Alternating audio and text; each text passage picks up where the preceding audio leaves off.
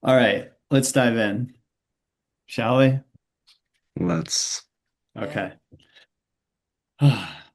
So we are recording this video, which is going to serve as a companion video for a Substack article that's coming out that's going to be called The Initiatory Thresholds of Sourcekeeping. And what this is a map, it's a model of soul development. And so this conversation is going to be more around our personal experience navigating the different thresholds and territory of soul development as we are understanding it and living it in this moment, both individually and as a Source Keepers Guild collective. And if you want to know more detail about each specific phase or wave of the soul development model, I recommend reading the Substack piece because it'll go into much more detail and it'll be more comprehensive. And this video, this conversation is more to serve as a personal, like giving our personal touch and taste to the territory. Yeah. So there's a couple of things I want to share. One is this is so I this model is something that was very heavily inspired by Bill Plotkin and his work in Nature and the Human Soul, which is one of his books that I came across 8 years ago. And I'll tell the quick backstory about that because that actually is the heart of all of this for me.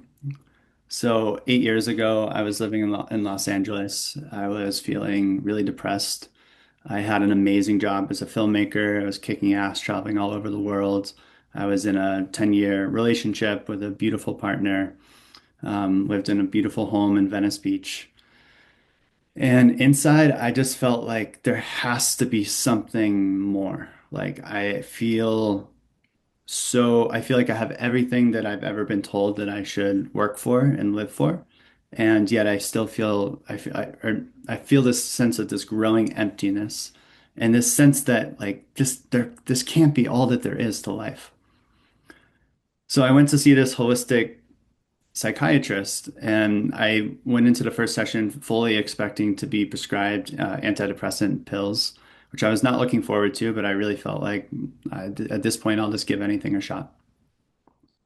And this doctor looked at me after sharing my story, and he said, "Tucker, I'm not going to prescribe you medication, but I am going to prescribe you a book." And he hands me Bill Plotkin's Nature and the Human Soul. And I take it, I go, "Oh, yeah, thanks. Like, I'll get to it." And he goes, "Tucker, read it today." And it was like God was speaking through him. And I just was like, "Okay, I'll read it. Jesus." So I went home and I sat on the couch. I still remember sitting on the couch in my living room. And I just started reading this book and I just devoured it. It's a big fat book.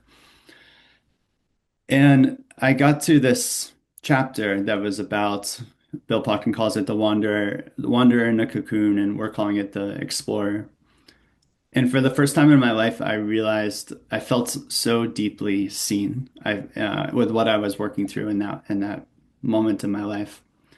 And I realized that I did want to die. I didn't want to die, physically, but I wanted to die psycho-spiritually. And this book helped provide a blueprint and a sense of an unfolding mysterious journey that could help bring me through a death and rebirth experience, and come out the other side feeling more deeply connected to a sense of soul, to a sense of a deeper life calling and mission that is beyond kind of the modern paradigm of what we're of material success and doing a good job in our career or whatever. And that book was like a Bible for me for a while. It just provided this North Star that I could lean into. And it was almost like the more that I believed in what the map was mapping, the more it lived out in my life. So I had a bit of a psychoactive experience in that way.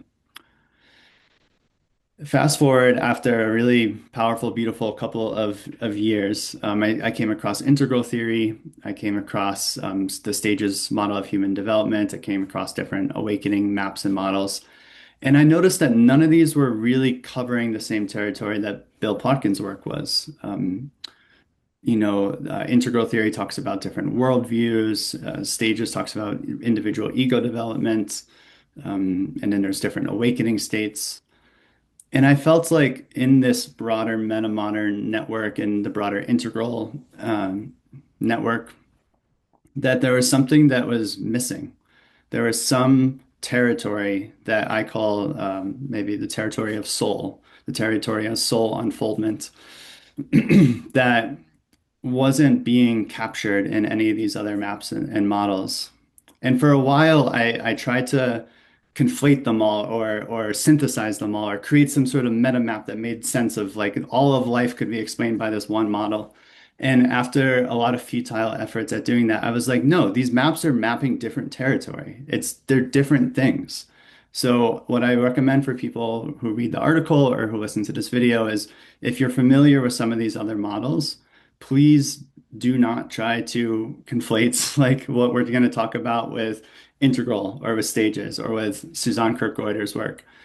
They're different things. One can be at the explorer, phase of soul development, and like a 4.0 or green place or in a turquoise or 5.5 place like that. They're different lines of development. They're different capacities in many ways. I also want to hold that before we dive into it, just a caveat that I really hold this territory of soul and the different maps, whether it's Plotkin's or whether it's what we developed for the Sourcekeepers Guild, very, very loosely and lightly. As Rob Burbea says, it's a way of seeing.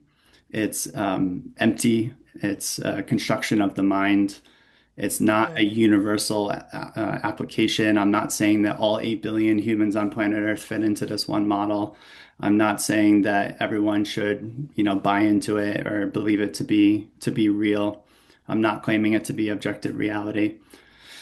It's a frame. It's a frame from which you, the listener, and us can try on and see what resonates, what doesn't.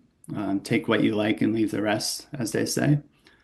And yeah, again, like allow yourself maybe to receive, even if you're kind of familiar with this, or maybe you've heard of Plotkin's work, like the invitation is to just try on the experience fresh for the next 90 minutes or so. And let's just be in the discovery of what this mapping might be able to illuminate.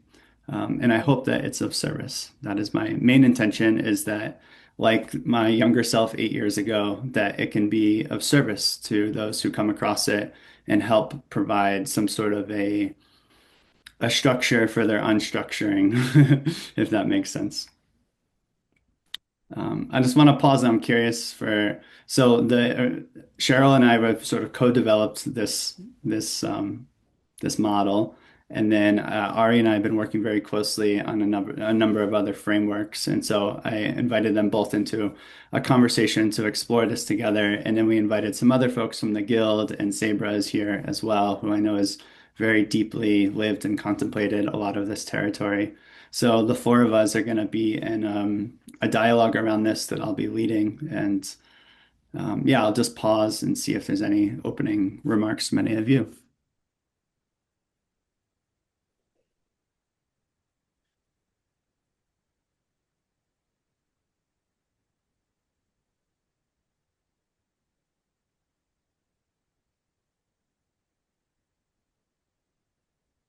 Yeah, there's so much flickering in, but I think the first thing I just want to say is I really love the way that you frame this, Tucker.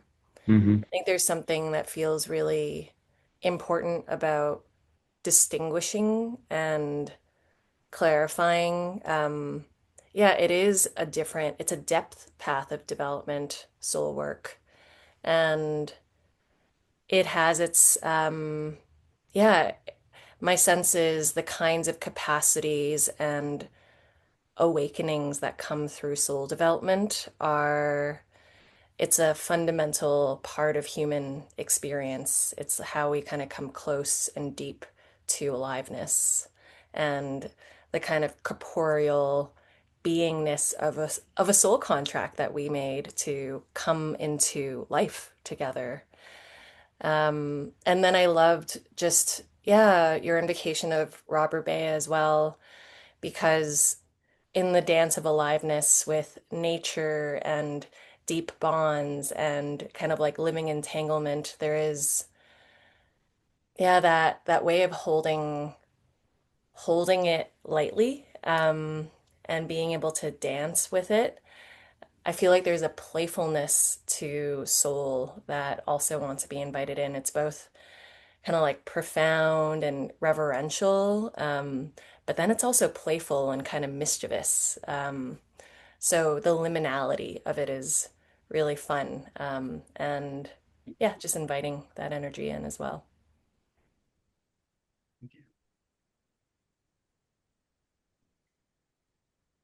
Yeah, I also really like the way that you held it. I think I've definitely been one to try and create meta maps and fit everything very nicely and neatly together, you know. Um, but yeah, I really see the wisdom in seeing this as kind of its own thing. And um, yeah, it's kind of feels like a little bit underdeveloped in our scene, which it makes sense to me that it's coming up. I know even Plotkin sometimes isn't like a lot of people in the liminal web really like Plotkin, but I don't know how much Plotkin himself is like engaged in the other discourse. Um, and so I like kind of taking that but adapting it and making it native to the space feels really good. And yeah, like it feels like also the model is like a vessel and then consciousness is like water that kind of like fills it. Mm. And I think a lot of our maps up until this point have been about like worldviews and like you said about worldviews and then about complexity of thinking or like complexity of perspective taking and then of like awakening of like how we're relating to the moment. And those all feel really important, obviously, and they don't really feel like they're coming from the center of what a human being is in a sense. I mean, I mean, you could say maybe awakening is. I mean, you could say all of those things are the center, but it seems that I think soul, like tracking soul, is you're actually kind of tracking the thing that requires all of those things. Like to do your job well, it requires complexity. It requires having being able to take perspectives and being able to move between worldviews and understand when it's time to be, you know, red and when it's time to be green or whatever. But it's kind of like for what at the end of the day. And I think the soul makes it really like unique. It's almost a little bit more feminine than some of these masculine, more like universal maps about how reality is. It's more like about the uniqueness of like who you are and what's yours to do and like kind of yeah, it feels a little bit more human. So Hmm. um yeah, just excited to dive into this. Thanks, Ari. I love that. Yeah, anything you want to share, Sabra?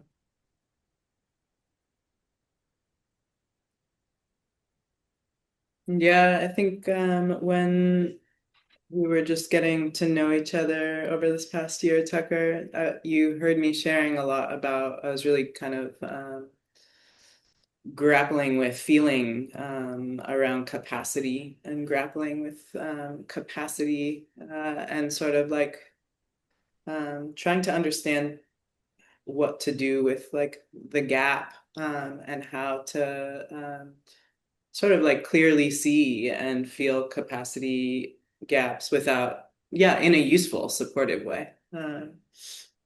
And so it was really beautiful to have you kind of like lay out the landscape of some of these different maps of development. And I also saw the habit of like wanting to make them all fit together neatly, and that they really are different ways of looking. Uh,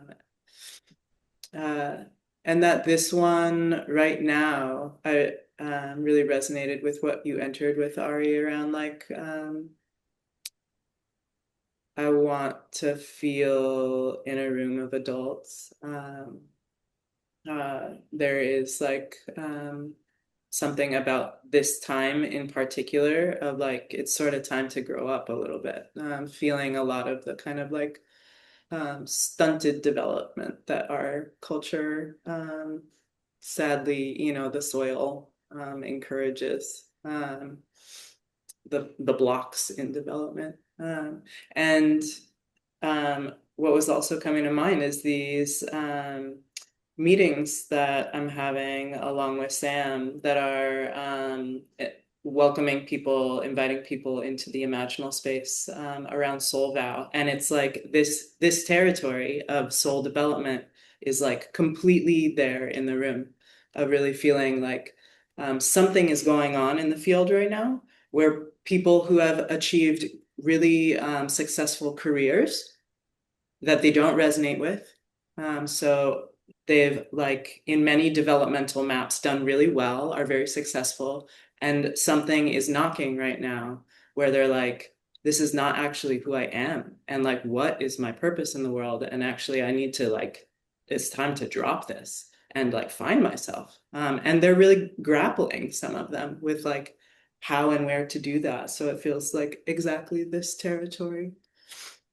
Great. Awesome. Well, I'm going to share my screen and we can just overview the different thresholds and phases of soul development. But before I do so, I just want to share the context of why this was created. Um, what maybe 6 months ago there was a source keepers gathering in Asheville, and source keeping is a kind of a made up word that describes one who is deeply living from and as their soul in their unique expression as an act of service and devotion to life, to sacred world. And what Cheryl and myself and Daniel Thorson and some others who were, and Zebra as well, who was involved in creating that, we were beginning to track in the curation of bringing people into the gathering. There was a beginning to emerge these different bundles of ways of experiencing where folks are at in the network, where our friends are kind of living from and struggling, and what thresholds they're crossing, and the different challenges of those. And there begin to I was sort of recognizing that some of the other maps and the models that we often reference, both psychological and spiritual, don't quite capture the territory that many of the folks were struggling with. And so we developed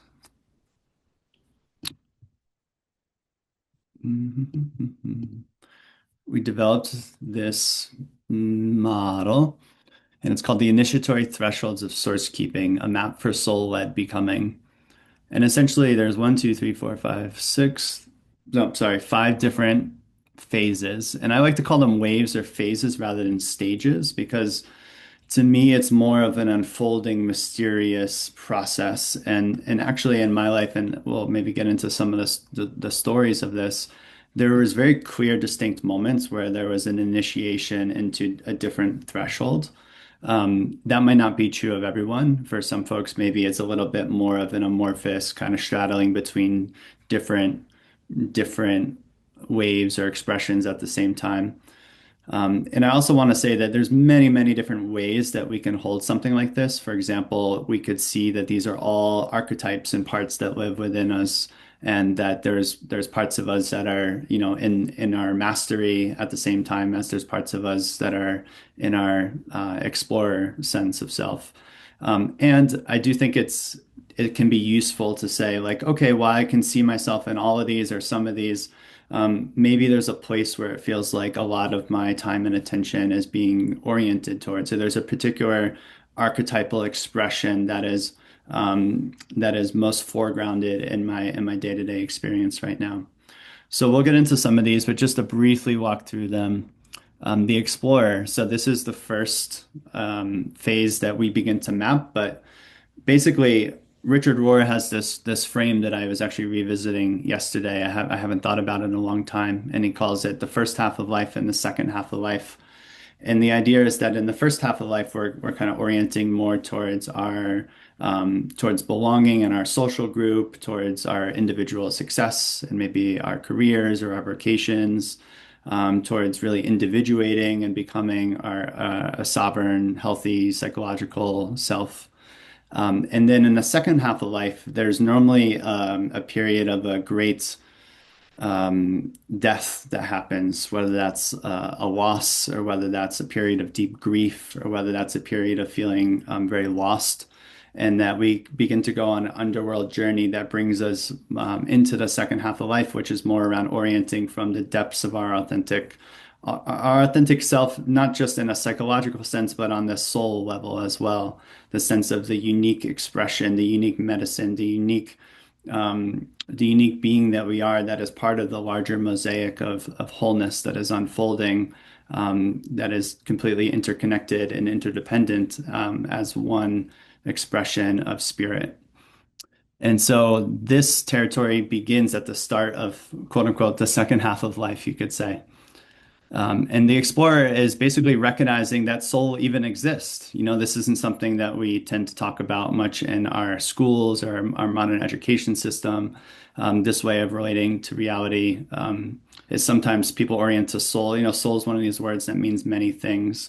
And we're not necessarily talking about soul as a metaphysical, multidimensional being that is incarnating through different lifetimes.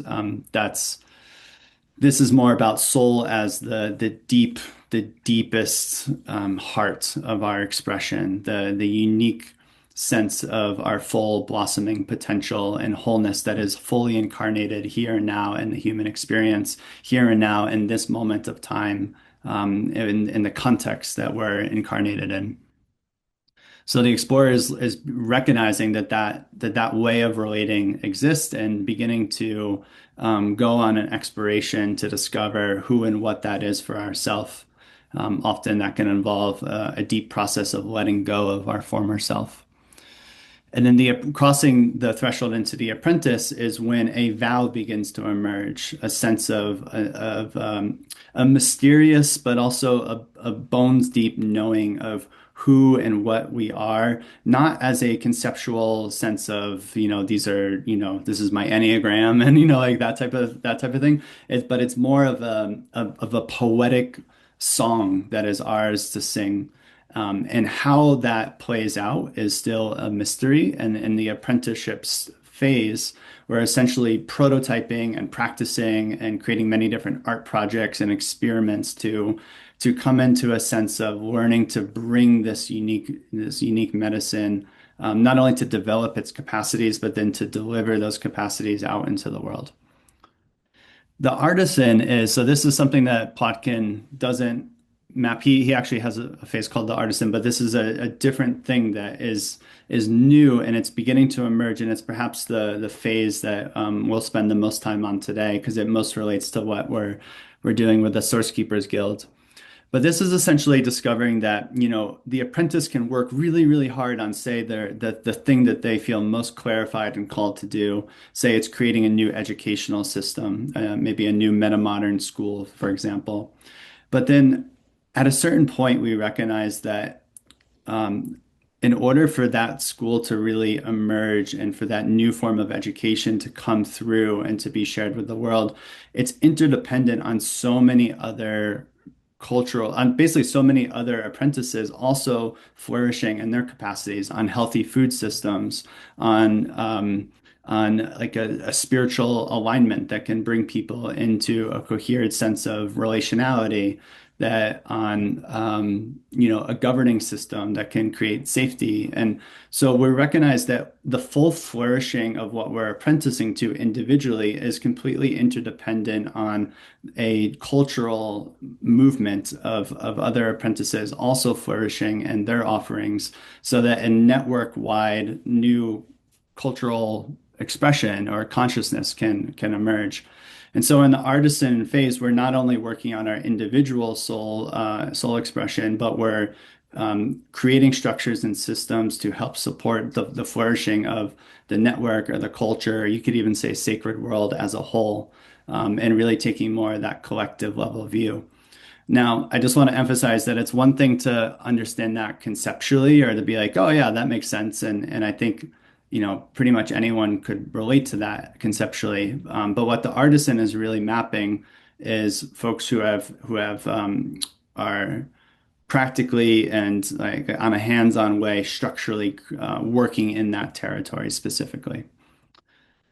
So the master is essentially what we might call like the full flourishing of one's medicine, of one's offering in the world, of their unique soul expression. And I think we can all get a taste of that, like when we come across someone who's a true teacher, someone who's truly doing the thing that they're so clearly here to do, and the structures and the forms of that offering are have been realized, have been actualized, and that there's essentially students or people that are coming into that living school that they've created through their unique soul expression.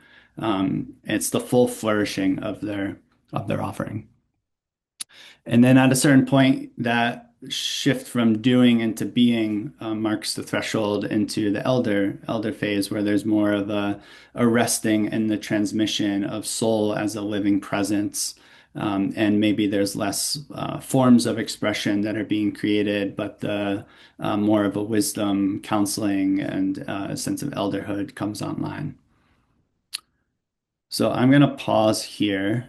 And like I said, if you want to like really understand how we're mapping all the different thresholds and all the different expressions and the challenges on the Substack article, it goes through like the question that each phase is working through, or the orienting dilemma, or the threshold crossing initiation that's necessary to move from one to the next. And so we really recommend checking that out in detail. But I'm just going to pause again and I just want to open it up. And yeah, I also want to invite in difference and challenges. Like this is just yeah, this was created with the help of Claude in like less than a day, but it also feels like, so in a way it feels, it's not like 5 years of research went into creating this. And on the other hand, it feels like the past decade of my life has been living this territory, and the model, which again is very heavily inspired by Bill Plotkin's work, also by John Churchill, some of what John's teachings point to, also by Richard Rohr. Um, Dustin DePerna's collective development model has some influence on this. So there's many teachings that are out there that this is kind of awakening, birthing in the stream of, you could say. Yeah, I'm curious, maybe Cheryl, when you like, well, yeah, when you just sense into the whole of what we're pointing to, maybe why is this important or even worthy of spending time focusing on? Do you sense? Yeah, I notice in your transmission of the model, there's something that actually feels it feels incredibly natural. Like really in that sense of um like it feels almost like biological patterning um in the way that there's enfolded potentials that come with life forms as they either begin as a seed or a fetus. And James Hillman, for example, talks about, the acorn as a seed that has the oak tree enfolded in it. And what I really love about this model of development is there's, in that way of being very human, it really embraces almost like the latent wholeness of each person is already held within that center.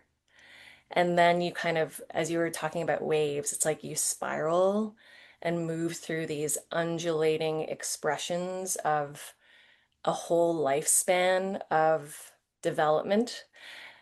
And the thing that's really fascinating to me, because I feel like there's a temporix that's also very different with soul. It's closer to like the poet Rilke describes, it's like the primordial tower that you walk in devotional circles around, and it gets deeper and deeper. And often these soul thresholds, when you were describing, like for example, more of a parts way of looking at elder and artisan and apprentice, at the points at which I was moving through major thresholds, like portals of soul movement, of a kind of death and dying to move into rebirth. It felt like I was meeting and suddenly in kind of cascading contact with all of myself. It was like this whole channel. It felt like I was being guided by myself as an elder. And that's something, I think, that full circle expression of almost being called forward by your own Mhm. potential, by your own angel out ahead is another way of putting it. It's just, it really brings the divinity back into something, yeah, that's a natural path. So yeah, I just felt, yeah, there's something that just felt like, like Mhm. I'm like I'm with the realness of everything and its latent potential as well, and in our kind of radical ecological becoming. Mhm. I love that so much, Cheryl. I had a coaching call yesterday with someone who's so clearly um, struggling joyfully in the explorer in the explorer stage. And the question I asked her was, what would your 90-year-old self, who's full of wisdom and has lived a beautiful life, say to you right now with this particular challenge that she's working through? And she can immediately shift into relationship with that archetypal elder in her and received perfect clarity from that relationship. So I love that.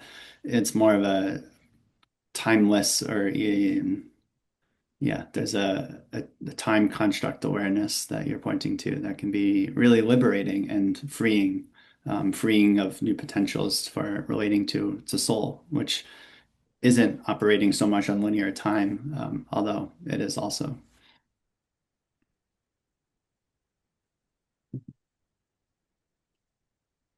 It's happening for y'all, Ari and Zebra. Yeah, there is a way when I hear about this map that it just feels so tangible in my life. I remember when Soul was introduced and it's so visible how much it changed my life. And the kind of like I was already on the Dharma path, but um, it's a different path, and the Dharma path didn't stop.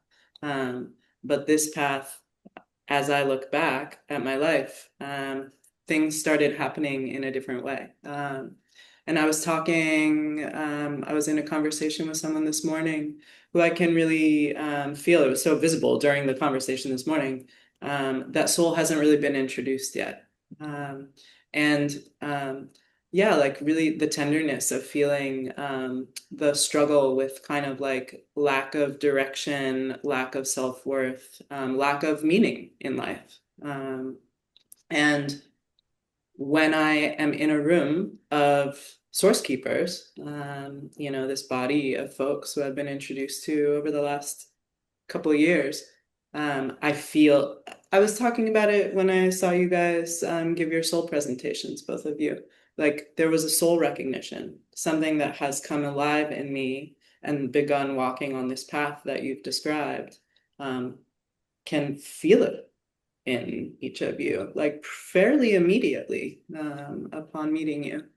Yeah, and a particular way that the once you've been introduced to soul, there's like a particular way that the unfolding tends to pattern. So, yeah, grateful for the map. Mhm. Yeah, I'm feeling amped up. I'm doing my best to keep the mercury in the vessel and not just go Middle Eastern. Um, yeah, I have a lot coming up. I'll just try and hold that and touch on a few things. The first thing is, yeah, I loved that preface on that this is kind of a map for the second mountain. Like it isn't starting at like birth or like adolescence or something like that. Like, yeah, this is a map of a kind of a post-conventional territory. Like, yeah, after you've, yeah. And I think that's just important to highlight because, we have maps that focus a lot on like the earliest developmental stages and, a lot of attachment work. We're going back to that. This is kind of like the other side of it. Um,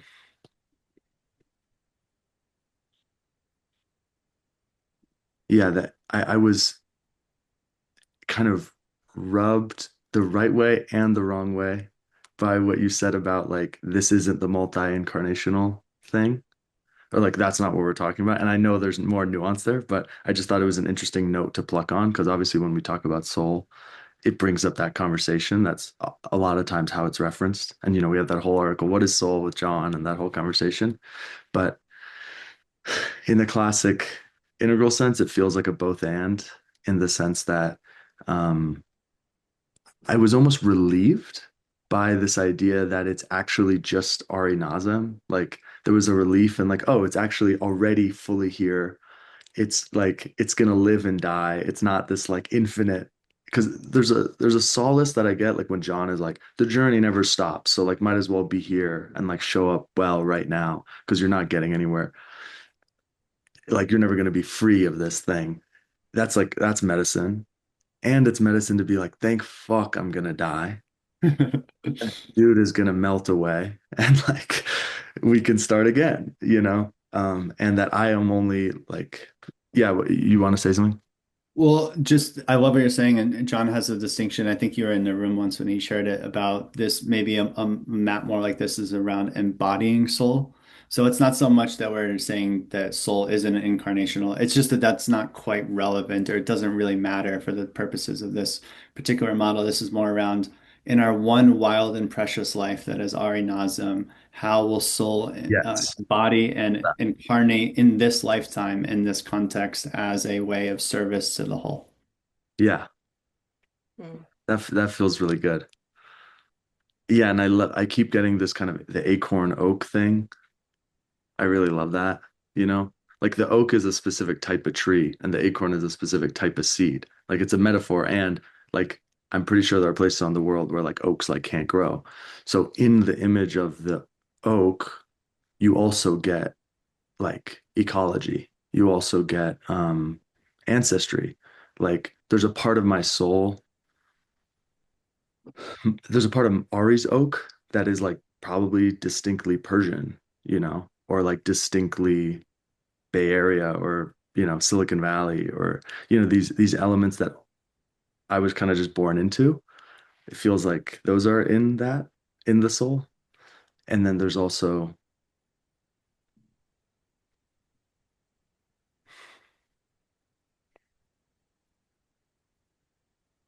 this image of the heart. This image of the heart keeps coming up, like the place between the kind of personal, like sometimes I call it like mother side ancestry versus like father side. Like mother side is like my body's ancestry and like where my physical body's ancestors have been and the drum beats they were listening to and the ways that they were conditioned. Like it's easier for me to feel God when I listen to Arabic music, which is like I would have never expected that, but it's just like actually in the bones that like the monotheistic God is like closer with that music. Um, and then there's the father side, which, is kind of where the multi-incarnational thing comes in. But really, in some sense, has nothing to do with the Ari guy, in a sense. Maybe it's something more archetypical, something more about the role that this sort of being plays in ecosystems, whether at the mineral level or the vegetable level or the animal level, the role of freeing up energy, like decomposing things and eating the gross bits and like moving stuff around. and that kind of exists on all scales. And I'm kind of also trying to incarnate that through this Ari guy. So yeah, I love that. The incarnational view. Mm. I have more, but I'll pause. Yeah, that's great.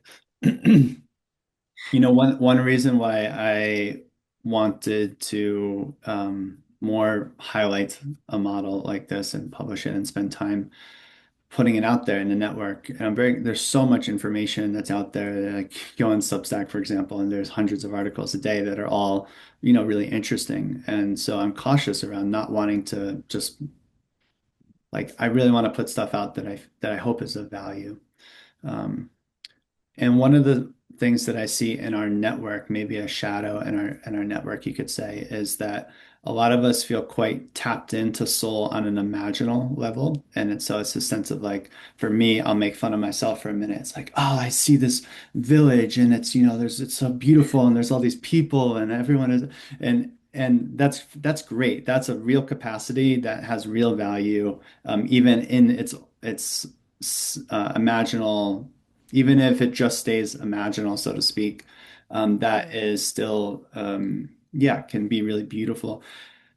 What's challenging though sometimes is that, and I think this is a shadow, maybe you could say of the apprenticeship stage, is that we have this soul valve for this vision or this sense of this sense of this way of being, this way of serving that isn't actually in relationship with reality itself and the practicalities of our current systems and structures, our current economy, our current day-to-day needs of family members and life circumstances.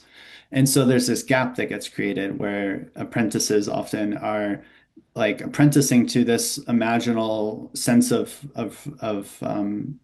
themselves, of the world, of what's possible, of the deep vision, the deep song that moves them. But then they're sort of grinding through our current structures and then feeling bitter at the gap between the two and creating a lot of stories that make the current systems and structure and culture wrong or bad or just not developed enough or something like that and it creates this tussle this and some of that struggle I think is really good and really healthy and really important and there's grief also there that needs to be felt and anger as well. And for me, that's something I live almost on a daily basis. And and I would say part of soul maturity, I want to say, is to recognize that the future echo of our deep sense of being is only ever really going to, well, I don't want to say this.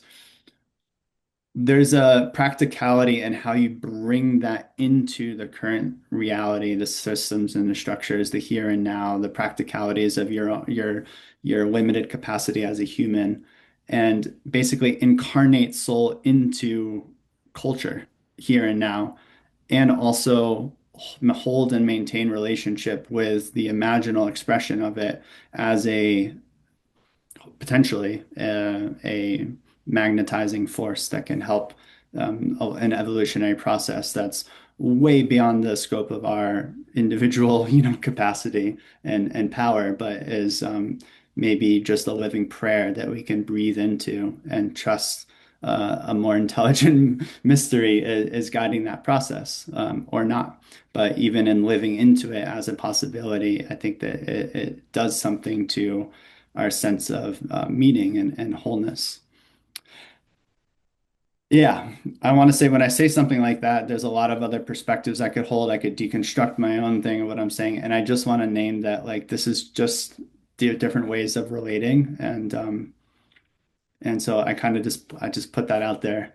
But yeah, and so maybe Cheryl, like one of the reasons why we're creating the guild is to help people in that gap, to help close that gap, to help create a structure that is both doing something different internally, that is evolutionary in nature, and helping to live more into the expression of soul's potential as it's living and emanating and all of us that are helping to create that guild while also creating a structure that can live and interface with the reality that we find ourselves in February or March of 2026. Um, so I'm going to pause, but I'm curious actually if there's just anything that wants to be shared on that. Yes. Yeah, so much yes.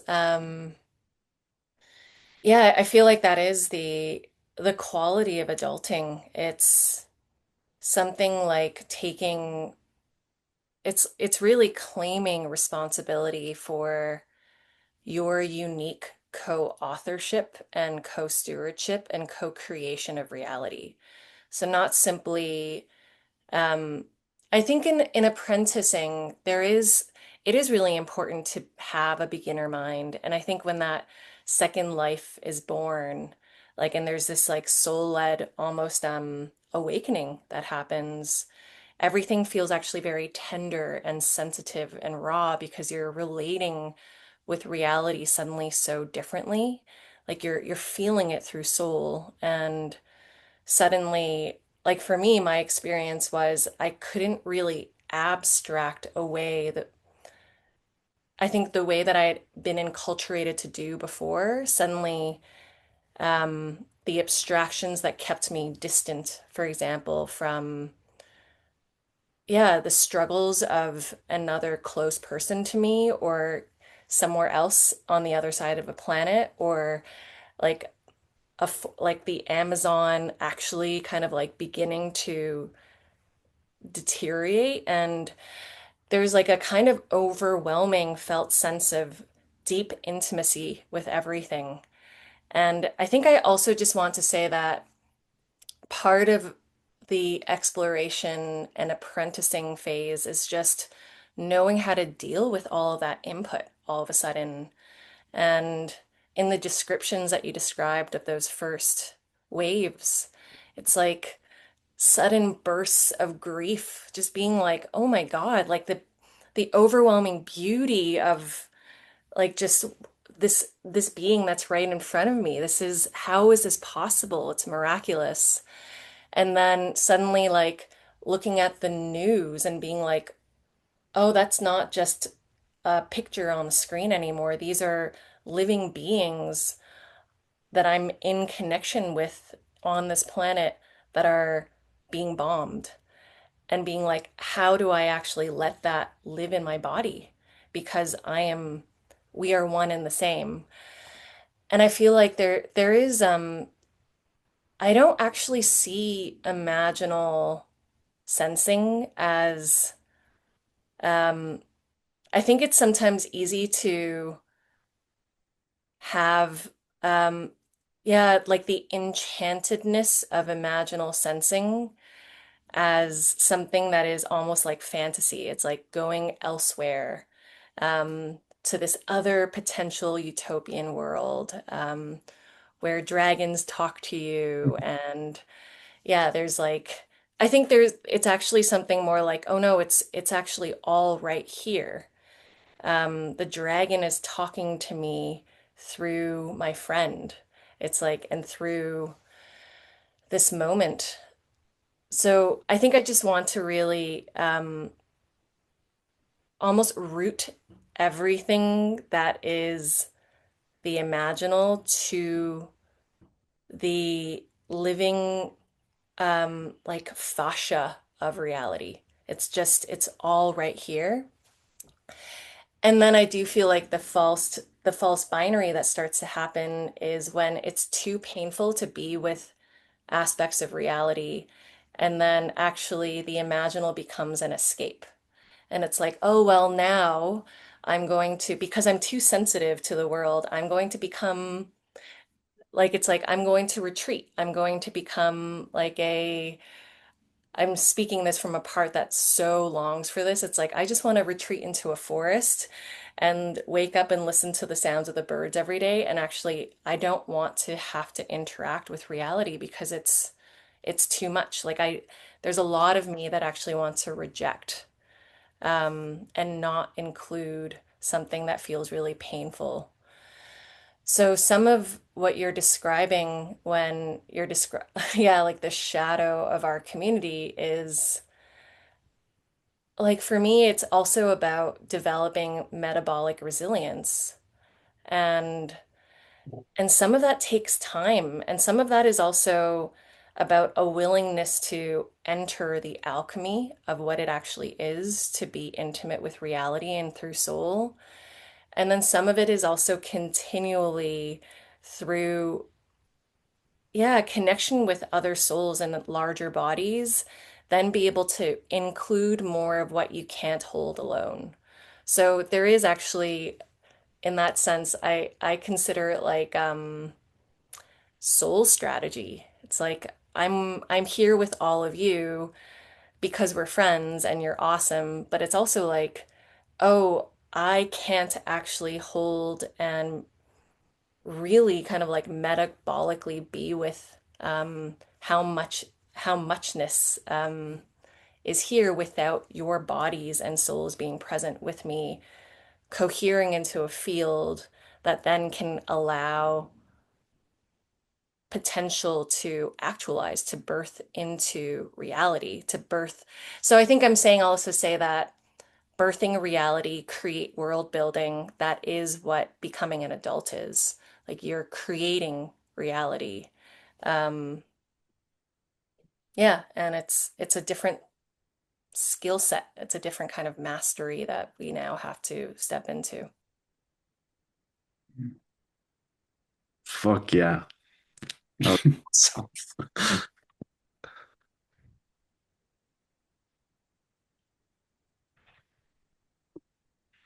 Yeah, I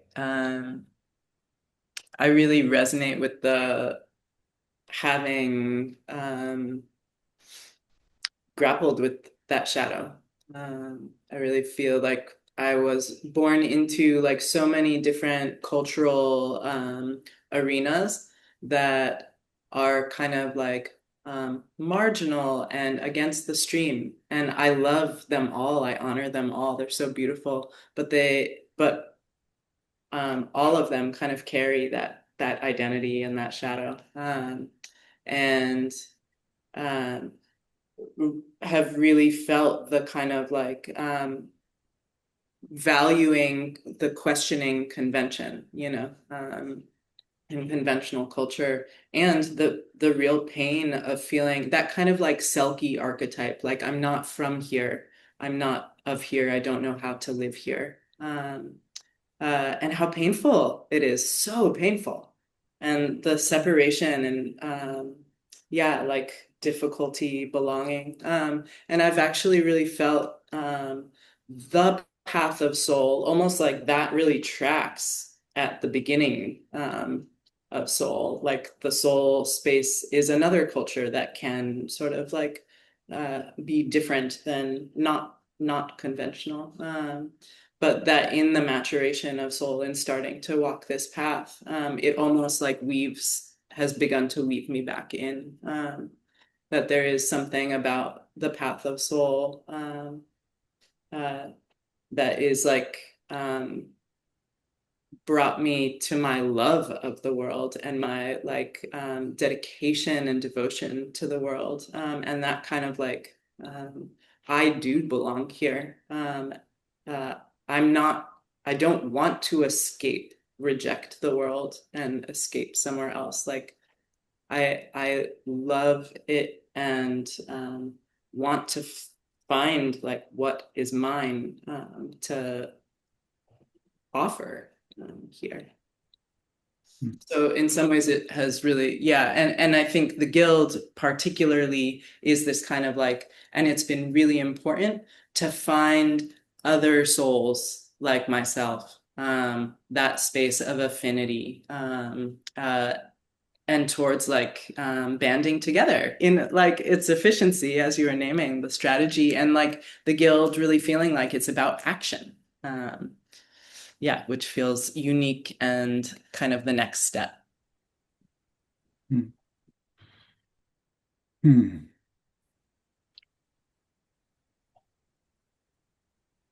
Were you gonna say something, Ari? Yeah. I'm also curious, maybe after this, I share this, but to maybe to hear, maybe starting with you, Tucker, like the actual experience Yeah. of going through some of these stages. Yeah. Those have been powerful when I've heard them in the past, and I would love to hear them in the context of this model.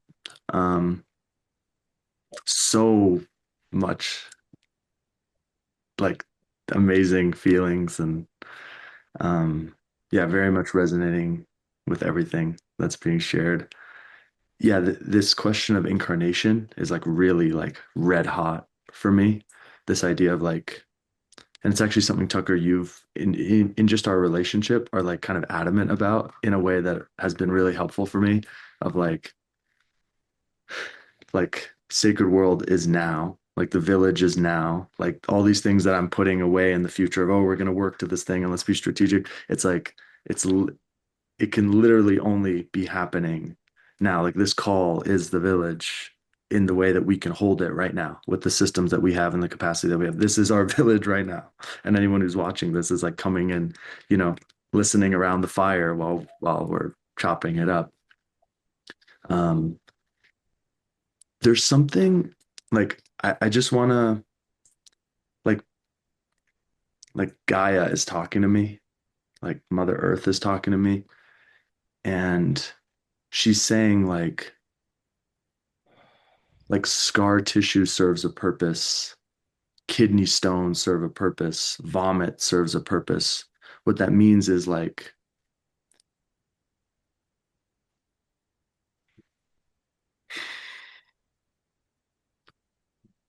there are rafts. There are rafts. Like the Buddha talks about rafts. Like you leave the raft when you get to the place, but you need a raft. And like to me, the imaginal is like a raft to help the body like get out of certain literal relationships and like physical relationships to a place or to substances. Like what was coming up, Cheryl, as you were talking was like the the alchemy of the actual body, like food, sunlight, water, breathing, yoga.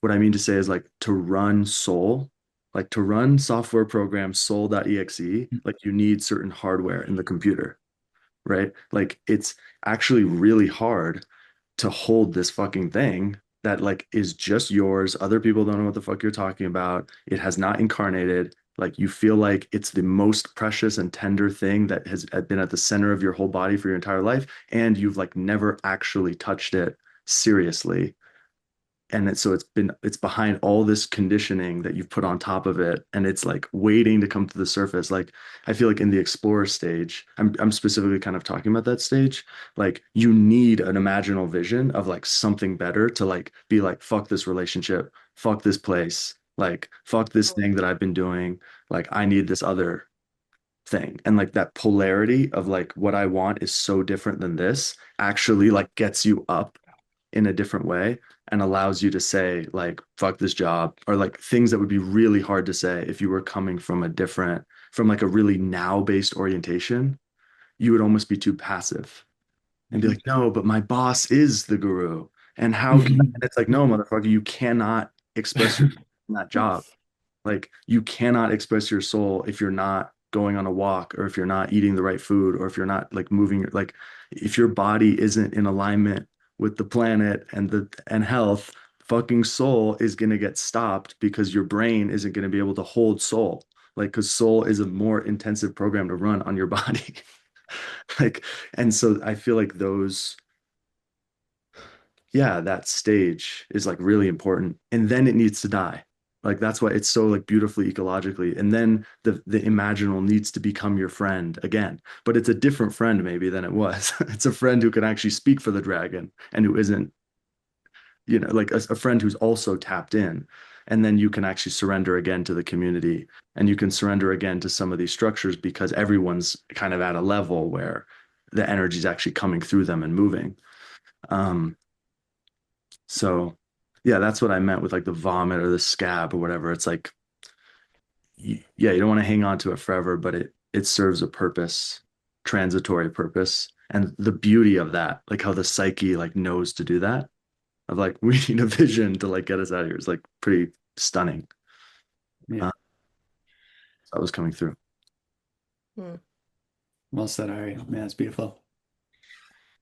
Yeah, I appreciate the provocation you're bringing us into the explorer phase. And yeah, maybe I don't know if we'll all have time to all share our personal stories about all of the phases. So maybe feel into what feels right, and we can just keep throwing logs on the fire. And it'd be good if we were able to move through, with the master and elder phases. We can talk about maybe our relationship with folks who are occupying, our sense of that territory.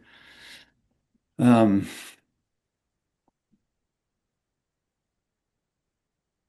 yeah, for me, I lived the dream life, and I felt that I was doing an expression of my soul's work when I was a documentary commercial filmmaker. I was traveling all over the world. I was kicking ass. I was in a beautiful relationship. I really had an extremely blessed and privileged life that was very enjoyable. Until it stopped being enjoyable, and it was almost like that game played itself out, and that game was the end of the book for modern society. There wasn't a next chapter like, oh, after you kind of did that for a bunch of years, then you can do this other thing. It's just the book ended.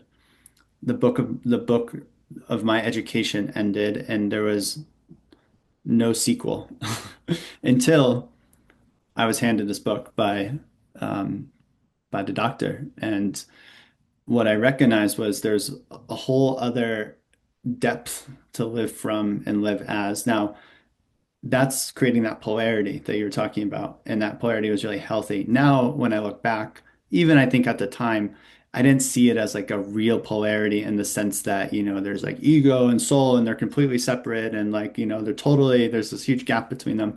I think that's healthy to live into as a sense of like, oh no, there's a struggle, there's a wanting to get somewhere, and and what that looked like was basically in 6 months of my life, I ended my relationship with my partner of 10 years, since who I'd been dating since I was 18 years old. I quit my job at the height of my career. I sold all of my possessions, including my laptop. I donated a significant chunk of my savings. Um, I uh, yeah, I'm just feeling into that period of my life. I not so slowly recognized that everything that I was sort of building my sense of self on needed to dissolve into mystery, into total black void, complete unknowing. Um, I didn't have any sense of a safety net that I was jumping off of. Now, of course, physically, I could go live with my parents or something. It's not like I was going to be homeless on the street necessarily, but psychologically, anything that I built a sense of self on, I just let dissolve. And it was like a tsunami came through. At the same time, I had my first psychedelic experience as a ketamine assisted therapy session with the same doctor who gave me the Bill Plotkin book. I did my first 10-day silent meditation retreat. I went on a vision quest for the first time. I started going to Al-Anon meetings.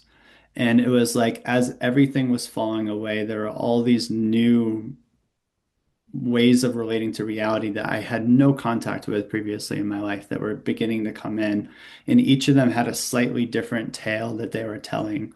But all of these tales were basically pointing to, hey, there's another way to live. It's a deeper, wholer, more full way to live than what you're experiencing right now. And if you devote yourself to the work will devote itself back to you. There's that saying, take one step towards God and God takes 10 steps towards you. And I think the same could be said of soul.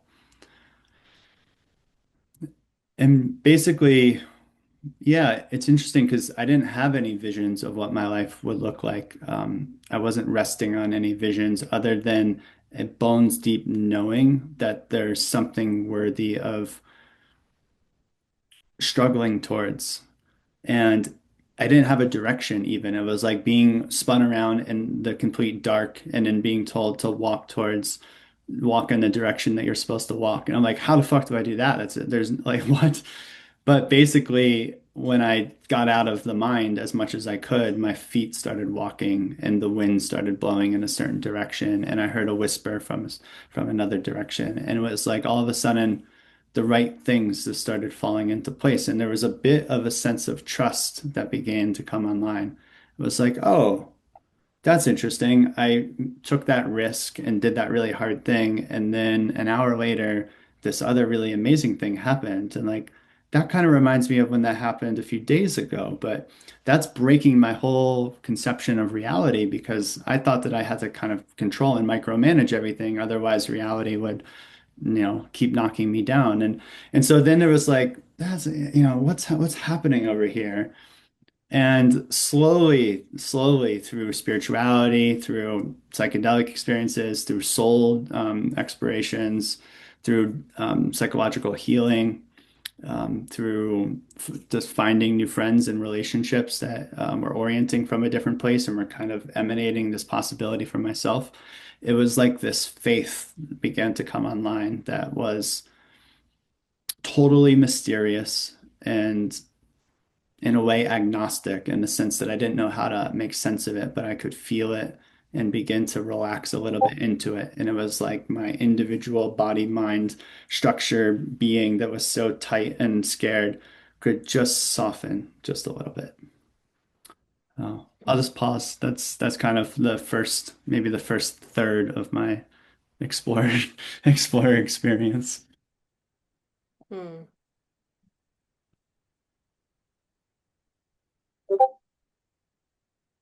Yeah, I just noticed there's a part of me that feels like there could be a whole session devoted to each of the stages. 'Cause it's so full. Yeah.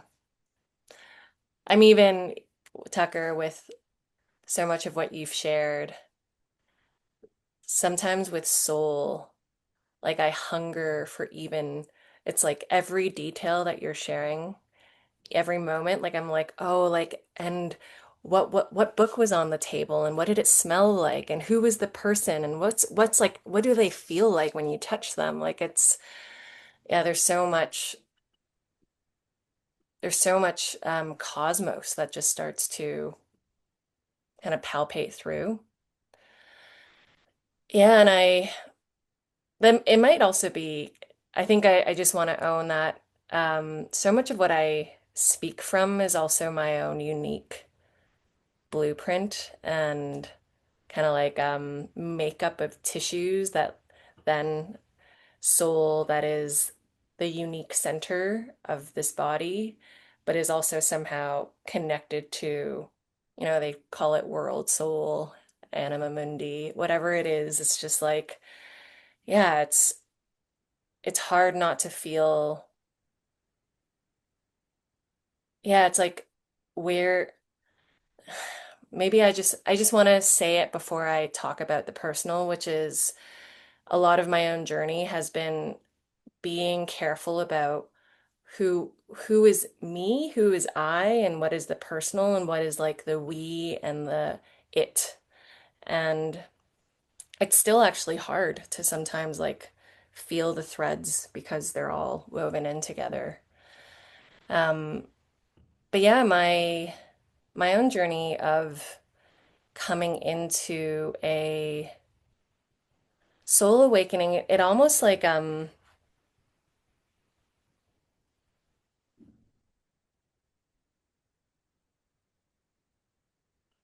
yeah, I mean the words, it's just like I was pulled down to my knees. It was actually like complete physical postures of like falling to my knees.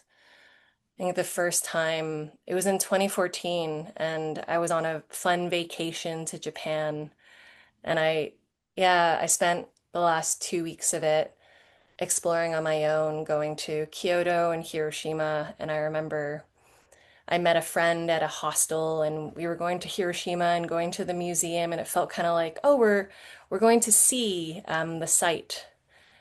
And we were walking together towards the museum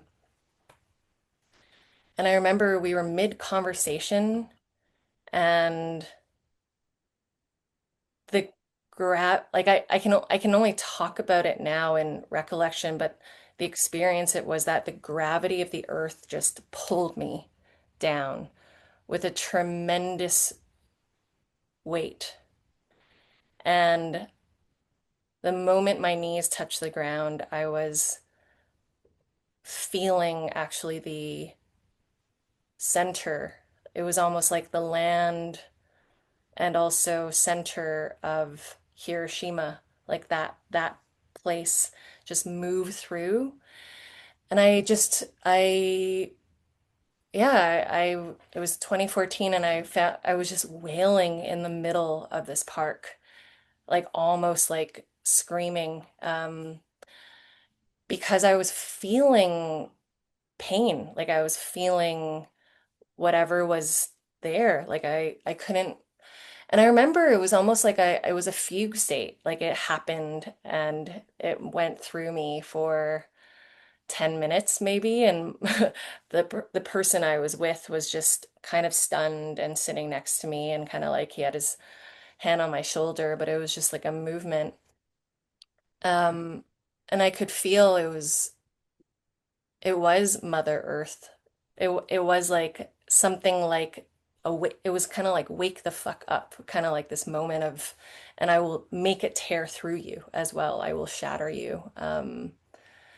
Yeah, so it was that was like one moment. And then I remember in 2018, I was in Mexico, and this was another experience where I was at a retreat, and it was very similar. Like something just kind of cracked open. And it was always like soul was there's an I Ching Enneagram or not I Ching, not Enneagram, hexagram, which is shock. And it's like lightning below, lightning above, thunder below, thunder above, I believe. And in the image of it, it's like a volcano erupting and lightning hitting the center. And that's like what it felt like. It was like earthly eruption and then like heavenly like strike simultaneously. And it shattered my vessel. Like I broke down in the middle of this conference into such intense movement of energy. Like you could there, you could label it like, is it grief? Is it whatever? But it was just like, it was kind of like, yeah, consciousness needing to move through and needing to shatter the vessel for more to come in. So both of these experiences were also incredibly embodied. Like they're not sitting on the pillow and having transcendent experiences. They were like inland-based immersions, spaces where I could just feel everything. And it was also there was something about it that was like kind of look here. Like it's like come into the cellular, almost like memory of your being. It's like there's like a remembrance that's happening here that is ancestral. It felt very, very ancestral. And also it's like simultaneously like foresight. Like it felt like futures. Like it felt like, yeah, like I mean, I often have these shapes of like hourglasses, but it's like future past kind of collapsing into the present. Like I think that often is these experiences of soul just gathering time into a kind of point of now. Um, yeah, and it's like once these experiences happened by grace,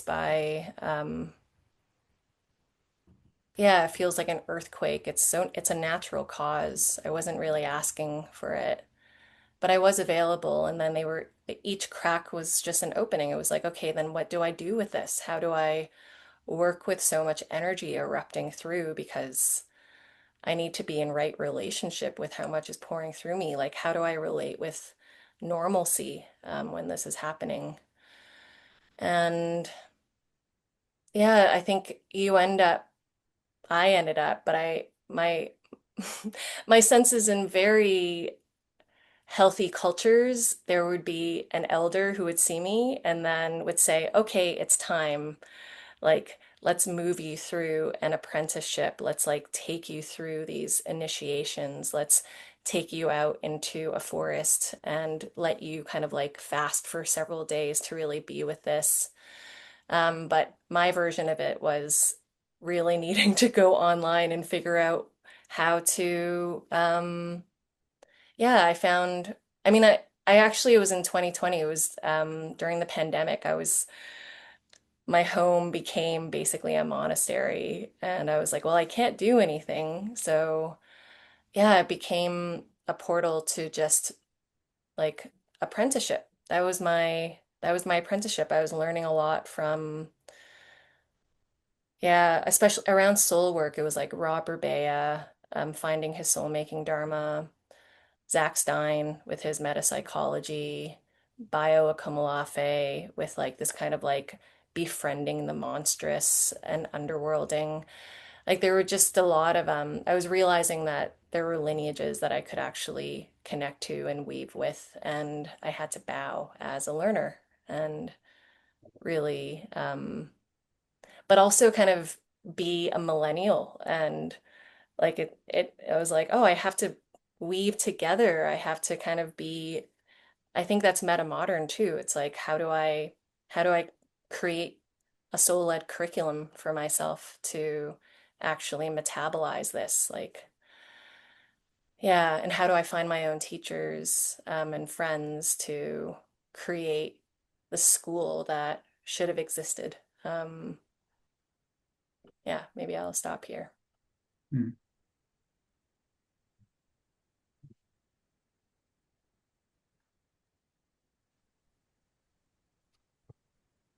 There's so much I want to say, but I'm resisting. So, oops. If you want to share, Ari. I want to share just a tiny thing, just a tiny thing. This archetype came through what you were speaking, Cheryl. Well, first of all, just so beautiful and very resonant. Very, yeah, I can relate a lot. I also just wanted to say, like,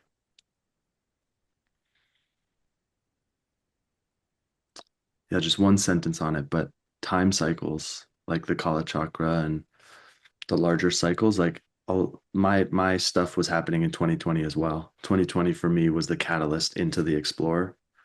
And for so many people in our community, it seems like COVID and 2020 was like a really mass um, peeling back and just like like a mass initiation for us. So I just wanted to shout that out and say it. It almost feels like it's happening again a little bit. Um, I was with my mom over the weekend, and we were talking about the war and these sorts of things, and I was like, "Holy shit! It's the '70s again." Like there's a war, there might be a draft, like there's like everything seems absolutely batshit insane, and there's like a group. Most people are like going very different directions on it, and then there's a small group of people who are like trying to sing, but like we're a little different than our ancestors too, because we're like, yeah. It brings me to the main point that I wanted to make, which is just like this archetype of the wasteland ghoul, which actually came through very much in a kind of a call that we were doing, the three of us, when I was trying to learn how to speak a little more from the field. And this wasteland ghoul archetype kept coming through. And it's like, it makes me think of Layman very much. But this idea of like I remember made this like immense pitch to him to like finally take me as like his like meta shamanic disciple, and had a year of courtship and like finally got him to like agree. And then when it was like time to like begin, he was like, all right, go self-initiate. And it's just like, what the fuck? Like, and that's what it feels like. It's like we're going as like a culture, we're like going through this like crazy ass like awakening, and it's like, okay, now's the time where like the shaman comes out of the hut and is like my son, Like I've had my eye on you. Like come with me. You know, we're like, all right, like fuck yeah, thankfully. And it's like, nah, it's like I'm sitting in a junkyard, like smacking acupuncture needles into points that like feel half good, taking like a shot of turmeric ginger and like half a gram of shrooms and like trying to see like something. You know, it's just like so ratchet, you know?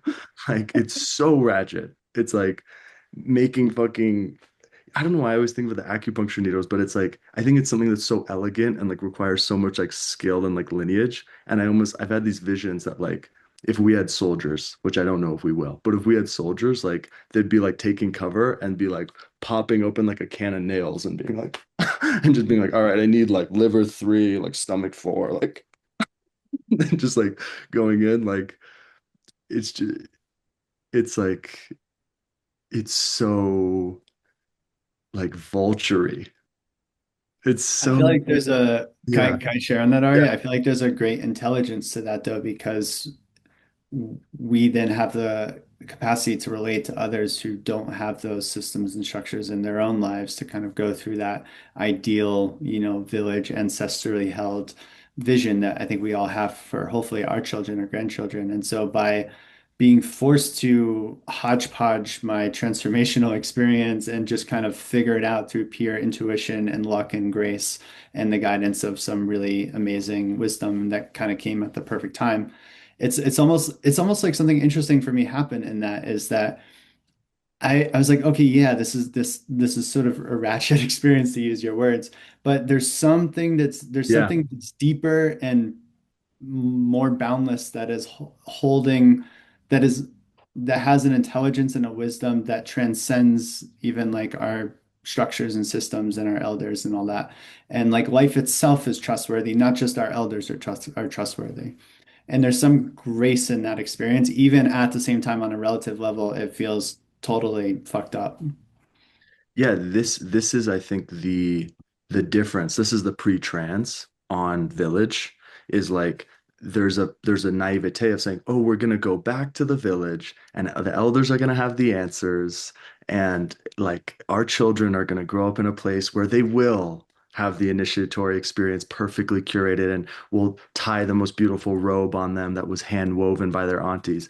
And it's like actually the you know, various people in our community, I'm thinking of laymen, but various people say like the time between worlds is the new world. It's Hmm. not like you make it through the time between worlds and then there's a new stability. It's like the new stability is that shit does not really make a whole lot of sense to the rational mind. Like our physics, the more we learned about physics, the less it showed a world out there. Like we thought we're like, oh, there's atoms, holy shit. Oh, there's electrons, holy shit. And it's like you go deeper and stuff is like omnilocal and things in different locations are entangled and you're actually implicated when you see something, you're actually creating the thing. It was just probabilities before you looked. It got like way weirder.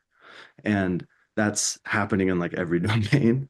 And so I think actually yeah, the cowboy's coming with us. And I think like, the human body has only a certain amount of capacity and speeds it can run. There may be technologies that like you and me literally cannot understand.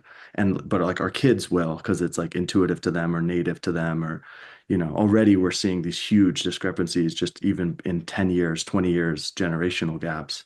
So um yeah, I just wanted to touch on that. I want to go away from it, but this this quality of self-initiation, and I think it's something I want to romanticize. Like, Mm, yeah, Hmm. mm, I really love that, Ari. You know, there's something coming up that it keeps coming up, so I just want to name it around the architecture of why we're calling it the initiatory thresholds of source keeping.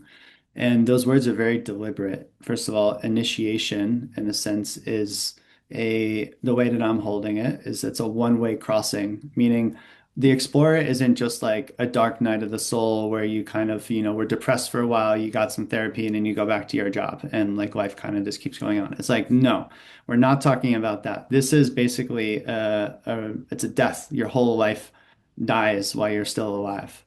Now, it might look more or less dramatic for different people. It's not necessarily the Hollywood movie version of that. But psychospiritually speaking, when you cross the threshold into the Explorer, you might stay there for the rest of your life or for many decades, but you can't really go back. It's a one-way threshold.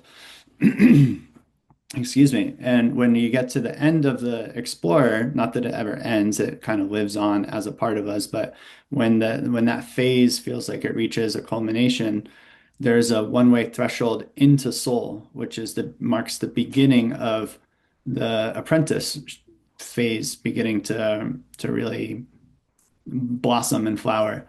Excuse me. I'm gonna drink some water. And that initiation into apprenticeship is around a vow.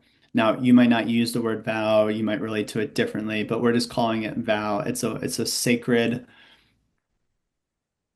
commitment that you are making from the depths of your being to a mysterious but ever presently palpable way of relating to reality and a way of um, praying ourselves into being as an ongoing living inquiry and koan that we are in deep devotion to. That is our guru, in a sense.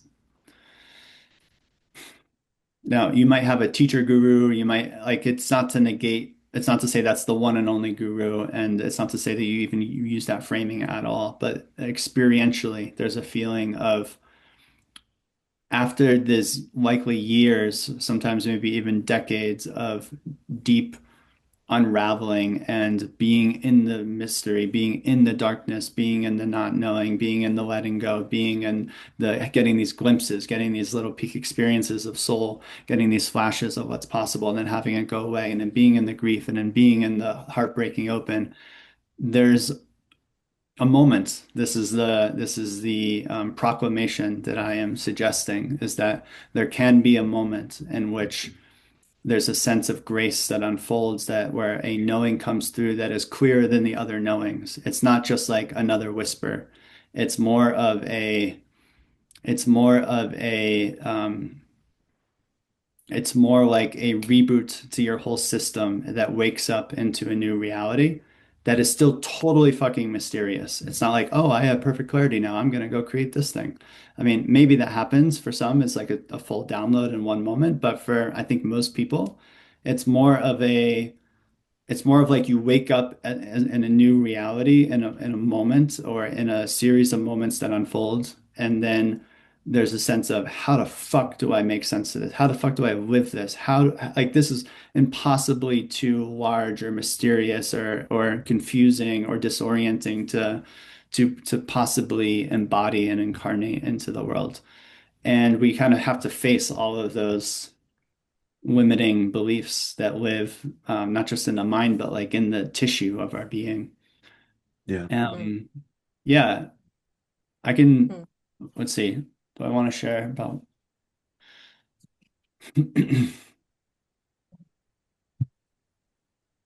It's tough because if I was to, there's a story about how that happened to me, but it's to share properly. It's it's a story. It's like a story that's best told around the campfire when time isn't really a factor and when people can really drop in and they're not necessarily listening on a podcast because it's a sacred experience for me. But what I wanted to share is it came in a moment of facing my deepest fear, of feeling like there was this immense fear of being seen, and that I acted I took action. I took a courageous action that in front of a group of people that felt like the thing that I was most afraid to do and the thing that soul most wanted me to do. And did that with no expectations of anything in return other than the fact that I was following directions essentially from Soul.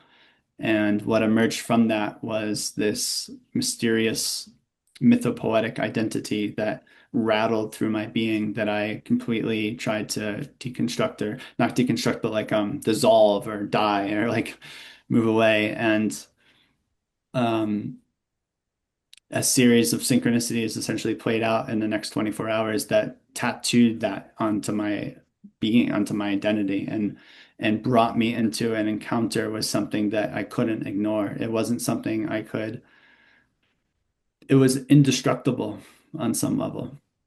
It was like seeing the face of God. Like you can't forget that. It's just, it changes you. That's right. Mm. And what happened then was this was in March of 2020. 4 days after I left Joshua Tree on this Vision Quest experience, I went to Esalen Institute, and Esalen shut down because of COVID. And I flew back to Maine, and basically I was just, all my plans were canceled, and I went back to the island where I was born 30 years earlier and lived in the beginning of lockdown, apprenticing. Apprenticing is I don't mean apprentice in the phase of development, but basically like listening and being in relationship with this mythopoetic identity that came through. And it wasn't until about a month and a half later during Easter that I surrendered fully to this mythopoetic identity. Like enough of my personality structures loosened and softened, and it could fully enter into my system. That this vow arose. I didn't make a vow because I read it in a book. I didn't make a vow because I planned to do that. It just arose as a natural response to how I can be in devotion to this being that wanted to live as me in me. And I got on my knees and I just started weeping, and I just gave my life to God, and I gave my life to soul, and I gave my life to the unique mythopoetic identity that came through in that moment in Joshua Tree. And I received clear instructions of like how to some framings around that mythopoetic identity that I was to apprentice to. And that was the moment on Easter Sunday that day that I felt like I crossed that threshold. It was a one-way crossing into the apprentice phase of soul initiation. And there was no, if I was to be like, actually, no, never mind. Like, nah, like that was a nice experience, but it. It's like, no, that's like the mother, the mother, the capital M mother would have been like, boy, what you doing? Like, it would have been like instant and direct. And so there was a sense of like, holy shit, I just married soul. Like I just married soul, and I did this baptism in the ocean that again was not really directly tied to any lineage other than I was just following the directions that I was receiving in the moment. So yeah, and then this apprenticeship phase began to birth, and this was really around apprenticing to the mysterious me that is wanting to bud and blossom in these little ripples. And I didn't quite have this full vision of what that would come, but that did start to arise in the coming months. There was a sense of like a mythopoetic vision for how this mythopoetic identity wanted to live into. But at first, it was really just about like quietly showing up to the prayer of the song and listening and beginning to play some chords with it and beginning to feel this sense of like this deepening merging where the separability between any sense of personality and soul or Tucker and this mythopoetic identity over a series of, I don't really remember, let's say 6 months, like that just slowly dissolved, and any distinctions became kind of completely meaningless on an experiential level. Applause.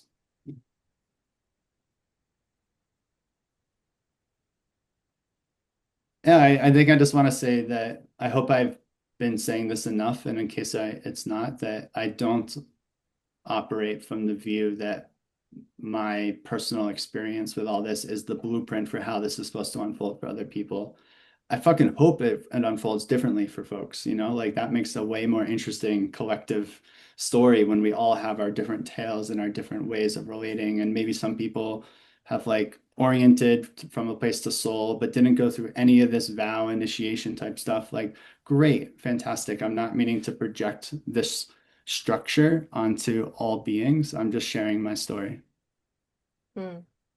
To that end, I'm kind of interested. I know, Cheryl, you have a podcast with laymen like soul makers that's about kind of people transitioning into elderhood, or, I don't know how you would categorize it, but it makes me interested. Like, yeah, because I feel myself really interested in all three of your like journeys. And to your point, Tucker, of like seeing the different topographies of people's paths could be interesting to have a whole series where it's like just like someone spotlighted and they go through their journey. I think it could be really I love that. the community. Beautiful.